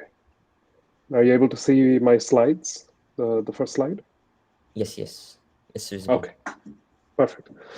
All right. Thank you very much for this invitation to give you a short talk on my understanding of this topic. So I understand that through your Literary and Debate Club, you've held this event on a specific theme, life beyond the hunt for intelligent life and our place in the universe, which is quite a broad topic. And I'm grateful for the invitation to speak about this topic. What I should say in advance is I will speak on the things that I'm knowledgeable of. This is quite a vast topic, so there's many areas related to this that I'm not the expert in, and so I'll try my best to basically share with you what I'm comfortable with sharing with you based on my experiences and the kind of training that I've gone through. I believe that there have been a series of other speakers prior to me as well who've talked on this topic, so hopefully altogether it will give you a nice overview of various aspects of this topic that's been nominated for the event. As was mentioned in the introduction, my name is Karthik Kumar. I'm based in the Netherlands. My family is originally from India, but I grew up here in the Netherlands. I studied at Delft University of Technology, which is here actually very close to where I live in the Netherlands. It's quite a well-known technology institute, and I believe that your club is or that US students are part of Technology Institute in India as well. So my background is really in engineering, specifically aerospace engineering, and even more specifically focused and specialized on a number of topics within the space domain. And it's from that context that I'm going to try to give you my perspective on this topic. Okay, so let's get started. So this question of intelligent life in the universe actually really starts with our home planet, and the question of why is there life on Earth in the first place, and what is the origin of life on Earth? And this is a topic that has fascinated scientists for a whole range of reasons, largely because it plays into our understanding of how versatile, adaptable, robust, and resilient life has been and is on Earth. And interestingly enough, there's quite a lot of evidence to show that there is a possibility that life on Earth was actually transported here. So you might have heard of this theory called panspermia. Panspermia itself is something that hasn't really had substantial conclusive evidence behind, but the ideas behind it involving basically the transport of material through the solar system, bringing potentially either life itself or the ingredients for life to Earth, is something that is pretty well studied within the scientific domain. And so I think I wanted to start with this because I think it's important to acknowledge that when we're talking about quote unquote alien life or life elsewhere in the universe, that we have one very important data point, which is life on Earth. And there's lots and lots of scientific research that's gone into understanding life on Earth, and yet there remains a ton of open questions, specifically relating to the origin of life on Earth. And it's funny because in a lot of ways, the search for life elsewhere in the solar system or beyond is in itself a way that we can possibly answer the question of what the source of life is on Earth. So this study of the cosmos is one that helps us to understand the universe around us, but actually informs our understanding of ourselves at the same time as well, which is one of the principal reasons that astronomy and astrophysics is so important to society, because although it on the surface seems like an outward looking activity, we're looking from Earth elsewhere into the universe to try to understand the universe, it turns out that the more and more we understand about the universe, the more and more we actually understand about ourselves. And hopefully one day it'll help us answer this question of what is actually the origin of life on Earth. Now, the thing is that there is an entire discipline within astronomy and astrophysics called astrobiology. This actually brings together everything that is from the astrophysics world with our understanding of biology, and essentially tries to understand what are the ingredients necessary for life, and how can we find them elsewhere in the universe, and what are the markers for the existence of life elsewhere. This is not my field. I have a number of friends who are astrobiologists, so I won't speak too much further actually on the topic of astrobiology itself, because it's quite an in-depth topic. And I would encourage you, if you're interested in this idea of bringing together astrophysics and biology, this is actually a very well-established domain now with a lot of cutting-edge research going on. But one of the topics that I will address within the context of this is where we might be able to find life off Earth, so elsewhere in the universe. And it turns out that one of the things that we understand about life on Earth is that wherever we find life, we typically find water. And so, there are a number of ingredients that biologists have kind of been able to pinpoint as likely important for life, if not essential. It turns out that a lot of life actually manages to do without many resources. So many things that you think life might need, like we need as humans, it turns out that life is pretty robust. And for instance, if you look at something known as extremophiles, they're a form of life that is basically able to survive and live in very extreme circumstances. So life is very diverse, and what is actually necessary for life is in itself a somewhat open question in biology. But one of the things that we do see is, where we find life typically on Earth, there will be water in some form, or in other words, where we find water, I should say, there's typically some sort of life that you can detect within that water body. And this goes to the most extreme places, including in glacial lakes in Antarctica, and really, really extreme circumstances like the bottom of the ocean, so the ocean floor where you have thermal vents. These are all places where on Earth we have found life. And so one of the guides that we look towards is to look towards where we can find water elsewhere in the universe, because we believe that there is this correlation that there might then be the possibility of life existing there.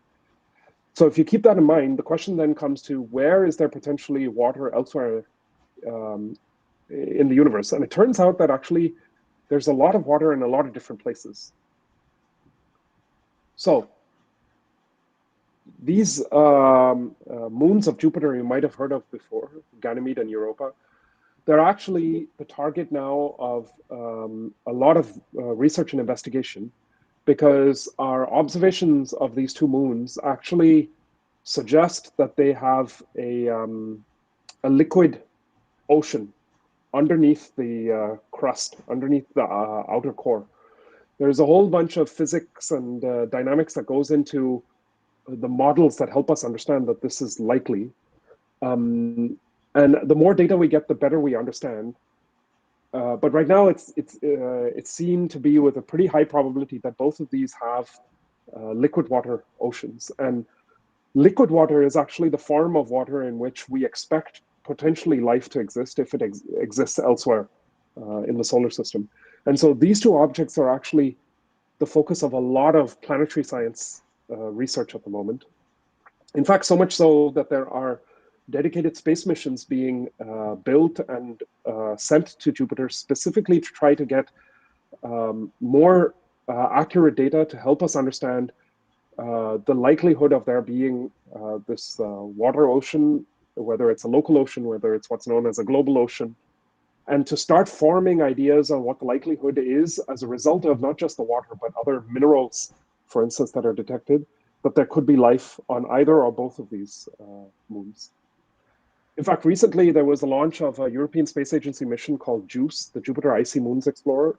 And this one is specifically built to go and explore the icy moons of Jupiter. So Jupiter has a whole collection of moons with a lot of very interesting features. Many of them challenge our understanding of how the solar system formed, how these moons formed, and what exactly it is that we should be looking for when we're looking for instance, life. So JUICE is now on its way to Jupiter. And once it gets there, it's actually going to swing by the icy moons along with Jupiter itself to try to get very close-up observations of the moons.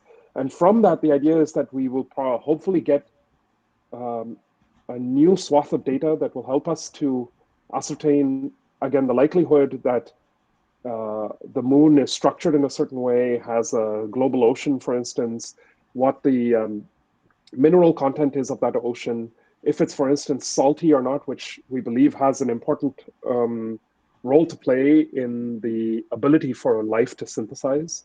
And all of this will get us one step further to understand what the likelihood is of life.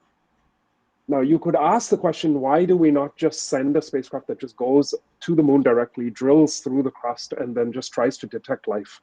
There's a number of reasons why we don't do that. Number one, it's very expensive. Just landing safely on another celestial body is in itself quite an engineering feat. And on top of that, there's all kinds of other complications associated with the Jupiter system when it comes to radiation and also these moons that make it complicated to land on the moon. But in fact, there are some missions being discussed and researched by various space agencies to look at potentially that prospect.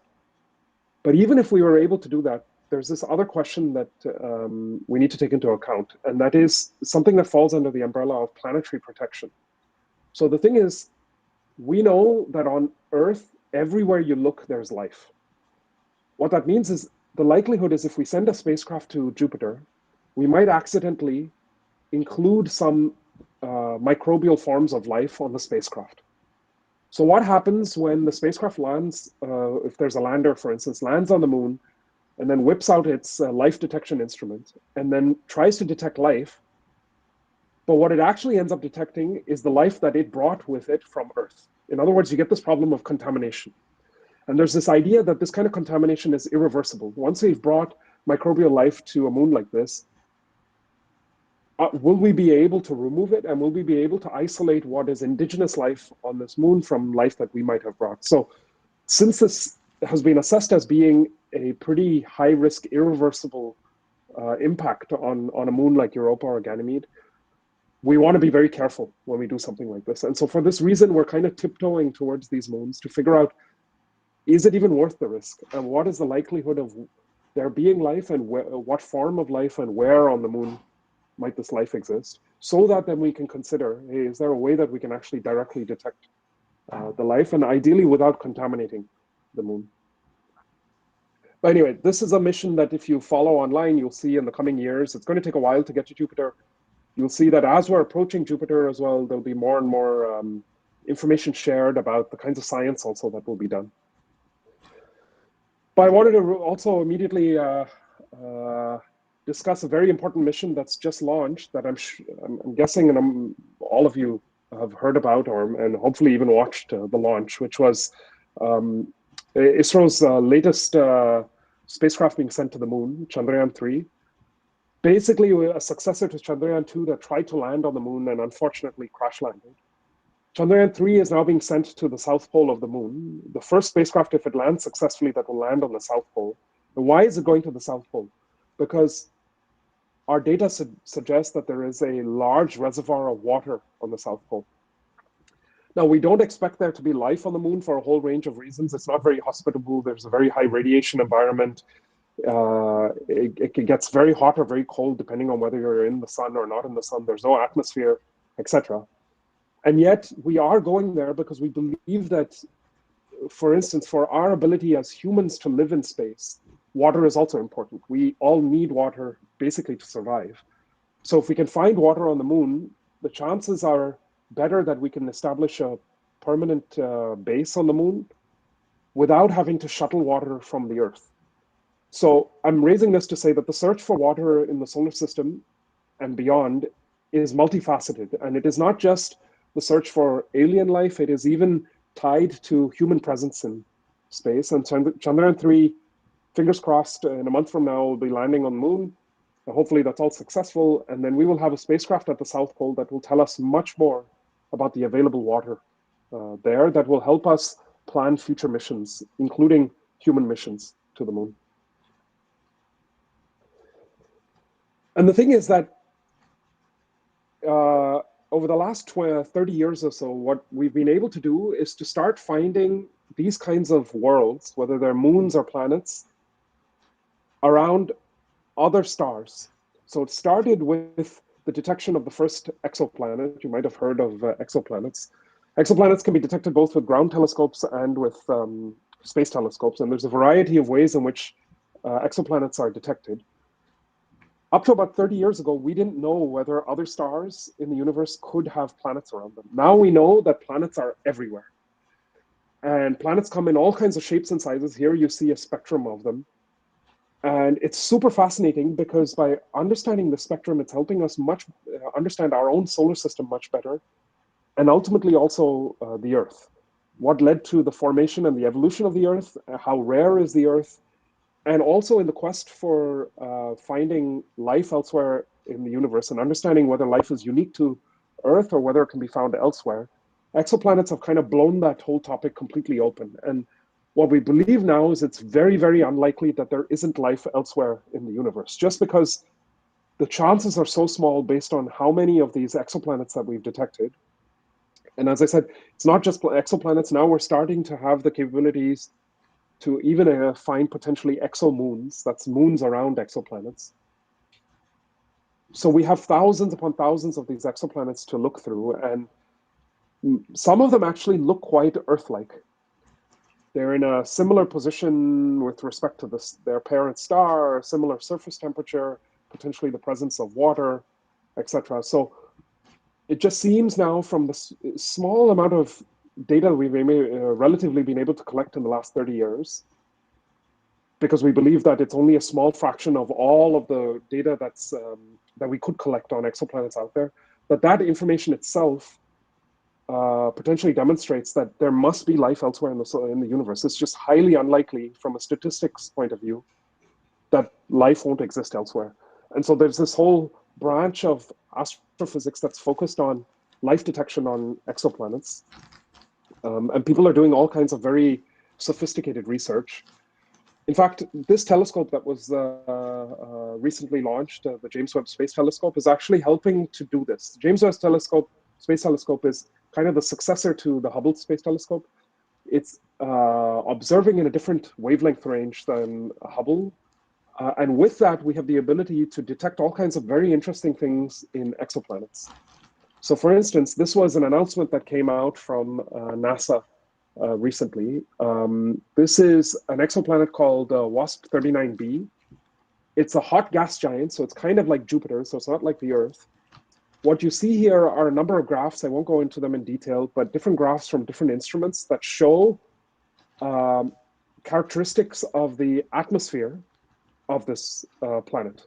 And one of the interesting things is there's a whole series of compounds that we have likely detected in the atmosphere of this exoplanet. So you'll see here, if I use my mouse to point, you see water pop up here. You see potassium, which we believe is quite important for life. You see carbon monoxide, carbon dioxide. These are all things that we're familiar with here on Earth as well. But the existence of water is in particular exciting. And having found it so quickly, basically, again, the idea is if we found it just by, James Webb pointing at this planet, the likelihood that more planets have water is very high. And so this has got astrophysicists super excited because we believe now we have a real chance to make inroads in this quest of, detecting life elsewhere off of the Earth. Now, this work is being done not just from space, but also from Earth. On Earth, we have a lot of ground telescopes that are staring at the night sky for all kinds of purposes. And some of it includes also trying to do detections that are related to the search for life. In fact, there's an organization called SETI, which is based in the US. And they had a project called SETI at Home, which has just been discontinued, where you could switch on your computer and basically install a program that would join a network to process data from a series of telescopes to try to find some sort of signal in that data that could point at not just life, but intelligent life potentially, that is actually emitting a signal. So if you imagine an intelligent life that's trying to broadcast a radio signal to us, how would we detect that? And that's what SETI has tried to work on. SETI is actually a pretty well-established research institute. They do a lot of fascinating research. This is one of the things that they're the most well-known for. And there are some people are not just going to like the point of detecting microbial life or simple life, but they're trying to find out if there's a way that we might be able to detect intelligent life. In fact, there's something called the Drake equation, which you can look up afterwards if you want, which kind of is a mental model and a formula to come up with the probability that intelligent life might exist elsewhere in the universe that we could be able to detect and ultimately potentially even be in contact with. So this is just to say, this is quite a vast field and a lot of people are working on it from a lot of different angles. What all of this comes down to is also understanding more about how our solar system formed, because what we believe is where the Earth is today in the solar system and the kinds of like the environmental conditions we have here, whether it's the fact that we have an atmosphere and we have a magnetic field and we have a benign temperature on the surface and we have water, those are all part and parcel of understanding how did the solar system form in the first place. And going back to the beginning of my presentation, and I mentioned this idea of life being transported through the solar system, for instance, in this theory of panspermia, all of this comes together in understanding basically how did the world around us actually form and evolve. This is a little bit more what my area of expertise has been. And one of the ways that we can study this, because of course the solar system as it is now is fully formed, so we can't unwind it easily. We can look for signatures that tell us, okay, what might we be able to observe today that tells us a little bit about the conditions when the solar system formed. But another way to do it is actually to look at this very interesting phenomena of planetary rings. So the picture you see here in the background is of Uranus. This is what I did my PhD thesis on, because Uranus has, just like all the other giant planets, so Jupiter, Saturn, and Neptune, have rings around them. And rings you can think of as these mini laboratories for all kinds of interesting formation and evolution processes. So one of the reasons we do planetary science research and planetary rings research is because it helps us inform our understanding of solar system formation, which then plays into how, for instance, life might have originated on Earth. Is it indigenous to Earth, or was it transported during the solar system formation process? So all of this kind of neatly ties in together. And when you zoom out, you see that there's literally thousands and thousands of scientists that in some way are chipping away at this question with their own specific area of research.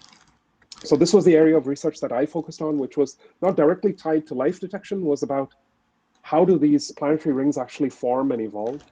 But ultimately, understanding that a little bit better through the sequence of arguments that I mentioned, somewhere plays into our understanding of, okay, so why do we have life on Earth, and how prevalent is life in the universe, and how likely is it as if you just pick any random star with a number of planets around it that you will have life on one of those planets.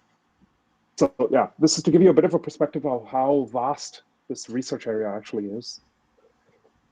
And I wanted to end a little bit on the last couple of notes with a perspective on, there's the question of life existing elsewhere in the universe, but there's also the question of our presence in the universe. And today we inhabit one planet Earth, right? But there's this desire for us, for a whole bunch of reasons, to go and explore the universe around us in person. Of course, we can send spacecraft, we can send robotic systems to, for instance, to planets like Jupiter. But we can also send humans, as we did, with the Apollo program when we sent humans to the moon. In fact, one of the major ambitions for us is to figure out a way to set foot with humans on Mars. And so the quest for life in the solar, for instance, in the solar system, and our presence in the solar system are kind of intertwined with each other, because one side of the coin is, can life exist on these kinds of bodies? And the other is, can we exist on them? And bringing those together actually brings together not just astronomy and astrophysics, but also space engineering, space technology, etc. So I'll end with just a small plug. As was mentioned in my introduction, I have a company called SatSearch, and one of our beliefs is that for us to fulfill all these ambitions of expanding into the solar system, either ourselves or with instruments so that we can detect life, for instance, on other celestial bodies, it's super important that we democratize access to the space industry, which means, for instance, making it easier for people to conceive of ideas and then to launch those as missions into space to be able to contribute towards this scientific endeavor. The space industry has traditionally been pretty closed off for a bunch of reasons.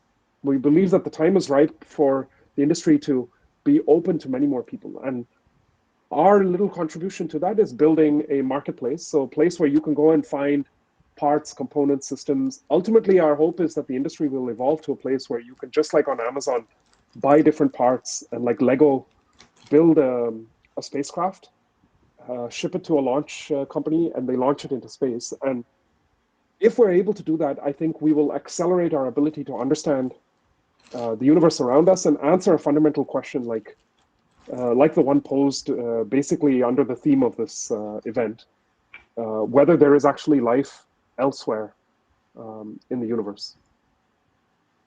So I'll end with that and say, I hope this gives you a bit of a perspective on the kinds of research areas that are active, and potentially this inspires you as well to look into, some of these areas. If you're interested in chatting further, feel free to reach out to me. My coordinates are on the slide there. And yeah, I hope that this gives you a bit of a glimpse into my world as well. Thank you. Thank you very much, sir, for this amazing talk. It was amazing listening to you, and I hope that you also have enjoyed coming to Orpheus as well. And is it fine if we ask a few questions? Sure. Yeah, okay. So, guys, if you have any questions, just text them.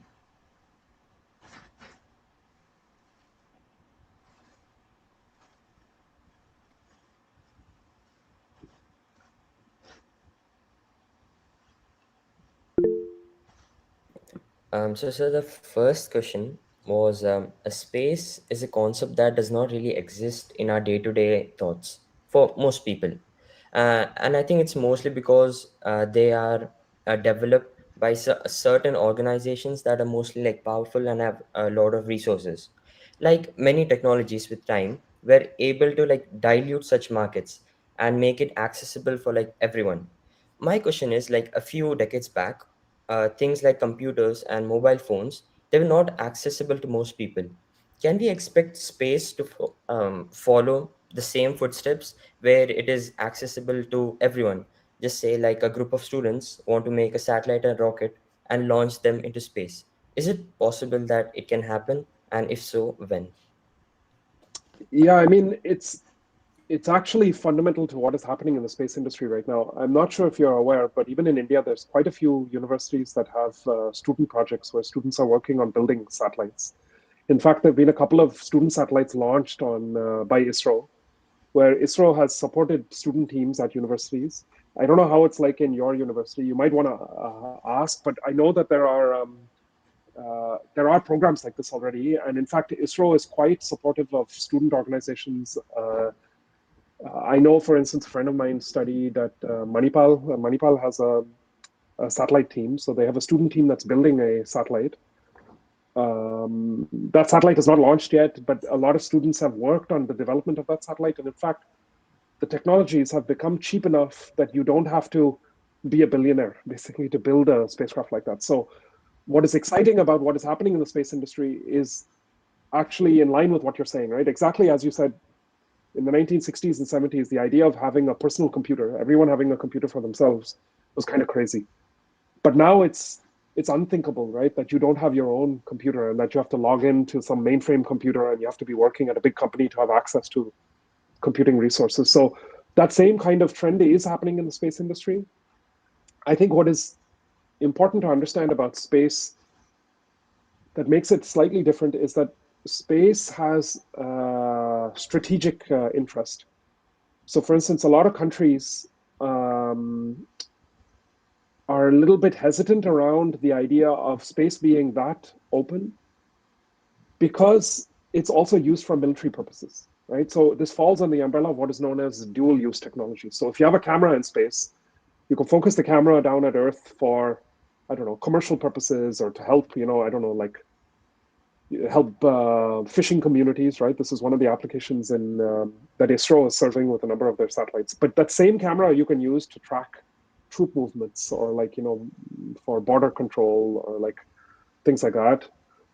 So the question becomes, okay, how do you manage all of those interests, right? The national security interests with the idea that giving people more access to these kinds of technologies will necessarily lead to more innovation. So we're going down that path. We're already on that path. I would encourage you, as I said, to actually, I don't know if you have an aerospace department or a mechanical engineering department or something, but if you do, probably speak to one of your professors.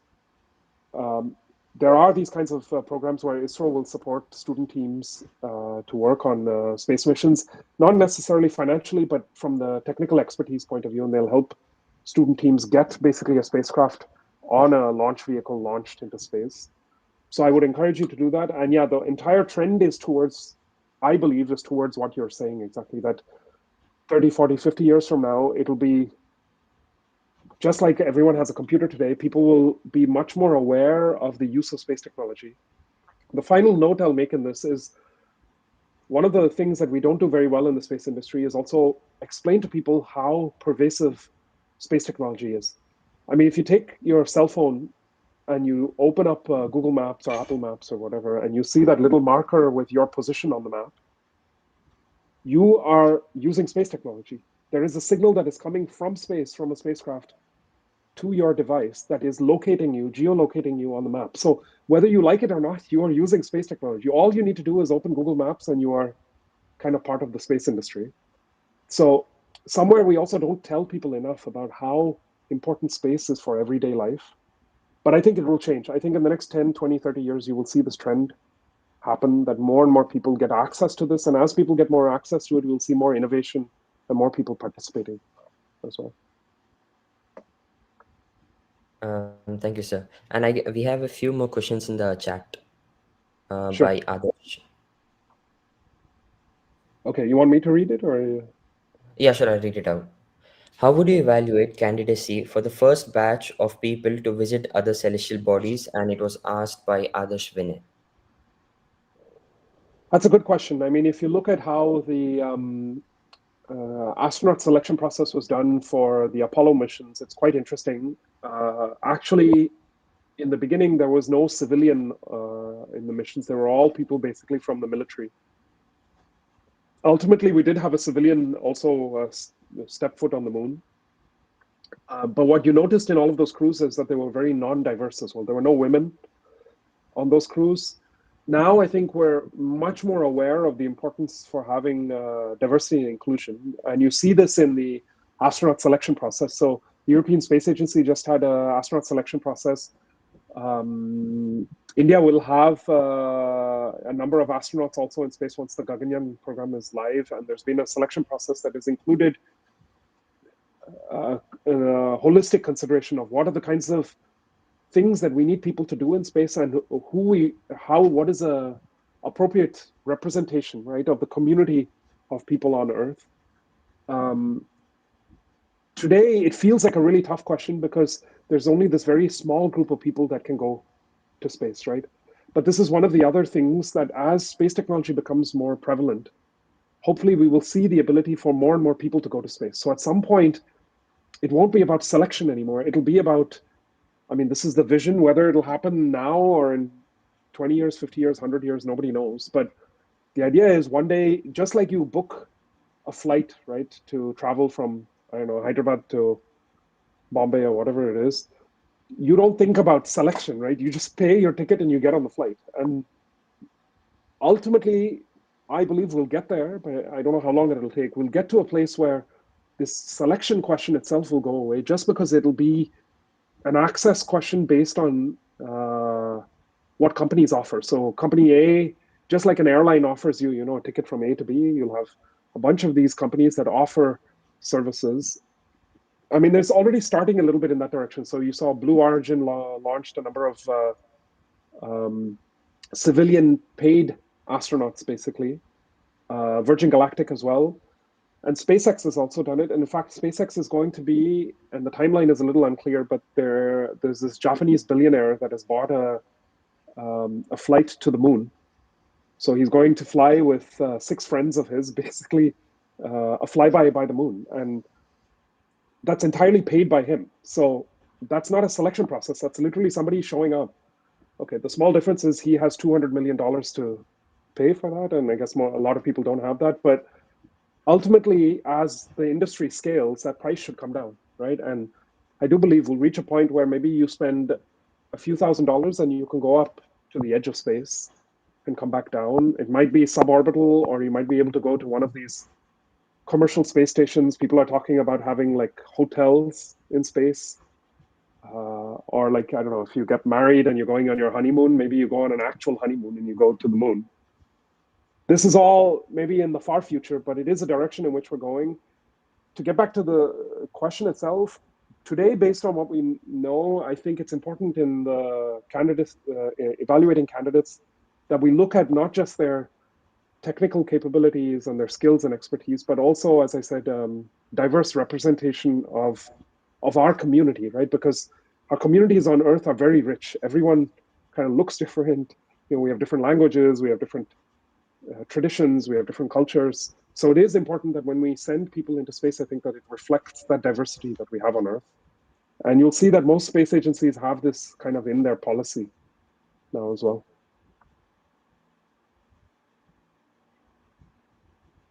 Thank you very much, sir. And also we have one more question from Mansi Mehta.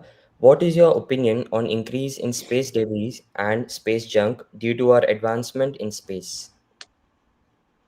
Yeah, this is a very, very important question, because it's the kind of challenge that if we don't tackle today will only become more and more expensive in the future to solve. It's already quite an issue because, you know, there are, I forgot the last count, there's probably something like 5,000-6,000 active satellites in space, but there's many defunct satellites that are just you know, flying around in orbit. And then these satellites tend to disintegrate for various reasons as well. So now, you know, we're tracking more than 300,000 objects in space, down to like the level of like centimeters in size. Why is it important to do that? Because even though an object might only be centimeters in size, the speeds at which they're flying are very dangerous. So typically the speeds are on the order of the speed of like a bullet. And so if you have a collision in space where you have relative speeds that are high, it can cause a cascade of debris. In fact, there's this theorized limit where you get this cascade that is unstoppable. It just keeps cascading. It's called the Kessler syndrome. And at that point, if we hit the Kessler syndrome, the idea is, okay, space will just become unusable because all areas of low Earth orbit at least will be covered in space debris. But even if we don't get to the Kessler syndrome, likely even in the short term we'll have problems, because if you look at the International Space Station, every year the International Space Station has to move. The entire space station has to move to avoid potential debris impacting with it that could be life-threatening for the astronauts on board. So this is a problem that, yes, needs to be tackled, but the question is by whom? And what we want, it's very similar to the climate change problem, right? Like everybody knows it needs to be solved, but the question is who's going to pay for it and who's going to do it? And so what we really need is a good set of laws and regulation, and we need that to be international, because you can't have one country have these rules and another country just launch without any consideration for space debris. All that'll happen is that companies will just move from that one country to the country where it's easier to operate. So we need a global international initiative, and it's being worked on. It's just very slow because, as with most things in the world, when you try to do something at international level, it becomes very political, very bureaucratic. And my hope is that we will do it before it's too late, but my suspicion is that we will really only tackle the space debris problem when we start seeing adverse impact, when we start seeing, for instance, that the GPS satellites are not working reliably anymore, or your weather forecasting is not reliable anymore, or your banking system is not reliable anymore, because all of these depend on satellites. That's when people will wake up and say, hey, we can't do this anymore. But the challenge is it's going to be much more expensive to do it at that point than it is today. So yeah, I would say my call to action to all of you is, if you can, talk to people about the problem and convince them that this is a problem worth solving, because the only way to do it, especially in democratic societies, is for all of us to vote for this problem to be solved. We need to be telling all our politicians we want to make sure that we don't pollute space and create a mess just like we did on Earth with climate change. And short of that, I mean, yeah, if you have brilliant ideas, I would say step into the arena, because we need smart people with smart ideas to tackle this problem. Thank you, sir. And the next question is from Arun. He asks, what do you do in analog missions on planets like Mars? And how are the learnings from analog missions used, like how they applied? Yeah, so the analogy I give for this is, so for instance, if you have an exam, let's say you have an exam coming up in 2 weeks, what do? You don't just turn up at the exam, right? You study in advance. Maybe you do some practice questions, maybe you test yourself, you read through all the material, because you want to minimize the chance of failing when it comes to the real thing, when you're sitting the exam. Going to Mars, or stepping foot on any other celestial body, is the same thing. We don't want to go there and then figure out, oh, we should have studied better, oh, I don't know how to do this. So analog missions are basically that studying that we're doing. It's finding an environment on Earth that has some properties or characteristics that are similar to what we expect to be able to find, for instance, on Mars, and then practicing everything, making all the mistakes that we can, learning from that, so that when we finally send people to Mars, we have an increased chance of success, that you pass the exam. And that's basically the easiest way to think of it. And it's very, it's quite a large topic, right? Because one side of it is technology, the other side of it is processes. Then you have to deal with the human factors, right? Ultimately, if we send people to Mars, they're going to be very far away from Earth. What does that do to the human psychology? More than that, you can't speak to somebody on Mars live, because of the distance. It takes 10 minutes roughly on average for the signal to travel from Earth to Mars and Mars to Earth. So you can't pick up the phone and speak to somebody on Mars. So we need to understand what is the impact of all of this on our ability to conduct a future mission to Mars successfully. And that's why we do these analog missions on Earth. And the higher fidelity those missions are, the better. The closer it is like what it will be on Mars. It's just like, with an exam, you're better off practicing with questions that are like the exam questions than some random questions, right? The closer you are to doing your studying being in line with what you're expecting on the exam, the more likely you're going to pass the exam. And that's basically why we do these analog missions. Sir, if I'm not wrong, you were an analog astronaut for some time, right? Yeah. So, can you tell us about your experience about the whole thing? Yeah, so I participated. So there's this organization called the Austrian Space Forum. It's one of many organizations in the world. In fact, in India now, there's a couple of these analog missions being run by organizations as well. I think there's one being done in Rajasthan, and another is up in Ladakh, I think, that they're doing this. So the Austrian Space Forum is one of these organizations. It's quite well established. It's been doing this for like 20 years now. They're based in Innsbruck, and it is a volunteer organization, so it's extracurricular. I did it because I was inspired and fascinated with this idea of, humans potentially setting foot on Mars in the future, and wanting to do my bit to see how can I contribute towards better understanding how we can conduct a mission like that safely. So I joined the organization, and I stayed with the organization for like 4 years. And I was involved in 2 missions. One was a 2-week mission on top of a glacier in Austria. That was simulating a polar mission on Mars, because Mars actually has polar ice caps. If you go to the North Pole and the South Pole, there's actually ice there. So those are interesting places to land, because, as I said, humans need water. So if we're going to go to Mars, it would be interesting to go to a place where there's water already. Then we don't have to bring all the water with us from Earth. So we were simulating over this 2 weeks this landing on the pole of Mars, one of the poles of Mars. And essentially the way these analog missions in the Austrian Space Forum are run is that there's a series of experiments that have been proposed by scientists that we then conduct as though we are on Mars. So we did everything from like studying the surface and the subsurface using instruments. We had a very interesting virtual reality experiment. We had human factors experiments, like if you are doing a mission like this, and how does the teamwork work when you're in an isolated setting? There's the technology side. So one of the key things is the Austrian Space Forum has developed this spacesuit simulator. So it's a simulator for a future Mars spacesuit, and it's very sophisticated. It has it's almost like an entire satellite. It's got a computer on board. It's got batteries. It's got a thermal management system, etc. How does a system like that work? And you have something called the human-machine interface. The interface between the analog astronaut and the spacesuit is important, because the spacesuit is supposed to enable the analog astronaut not just to survive, but also to be able to operate on the surface. So yeah, my first mission was that. And the second one was the one that I showed the picture from as well, was a 1-month mission in the middle of the desert in Oman.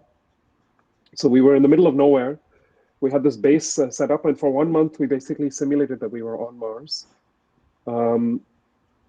Let's see, I can actually show you a picture of, share a picture that you can see what the base looked like and how Mars-like it was actually. Yeah, here's a picture that I can share my screen quickly. And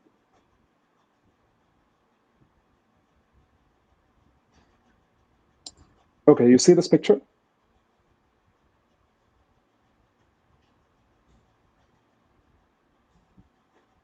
Yes, we can see it. Okay, so this was basically our base station on Mars, right? And it looks almost like the surface of Mars. And so we spent 1 month here in isolation with a crew of like a dozen people, basically operating on the surface, doing experiments and all kinds of things, trying to mimic as much as possible what operations like that would look like on Mars in the future. As I said, more than anything, just to understand enough about this so that we're doing our exam practice before the real exam. And yeah, that experience was for me personally very enriching. It gave me a very rich perspective as to what a mission like that involves. And it's really, really complicated. And ultimately what I came out of it realizing is we need thousands upon thousands of very smart, enthusiastic, driven people basically to make this happen. It won't happen otherwise. So we need lots of people to join this endeavor. And the other thing was to realize that it's exciting. Like there's a lot to learn by doing something like this. So yeah, if you have the chance to join an organization like this in India as well, I would say do so. There's lots and lots of opportunities now arising. More and more people are kind of starting their own thing, or coming together to form organizations that do some form of this, or astronomy, star parties, things like that, just to provide more access for people to understand, what is astronomy about, what is astrophysics about, what is space exploration, how can we use space technology. So this was my experience doing it through this analog astronaut program, and I was just one of the lucky ones that was given the chance to do this as one of the analog astronauts. But it is a collective effort. It's really a team effort, which is the main thing that you get coming out of this, is that you need everybody to make something like this work. Thank you very much, sir. I don't know what to say. It was like an eye-opening experience. And thank you for sharing your story and your knowledge with us. And I think with that, we can wrap up today's event. Thank you very much, sir. Thank you. It was an honor And talking. as I said, feel free to drop me a note, anybody, if you have any other questions or any way that I can help. Okay, thank you very much, sir, for coming. Thank you. Bye. Bye.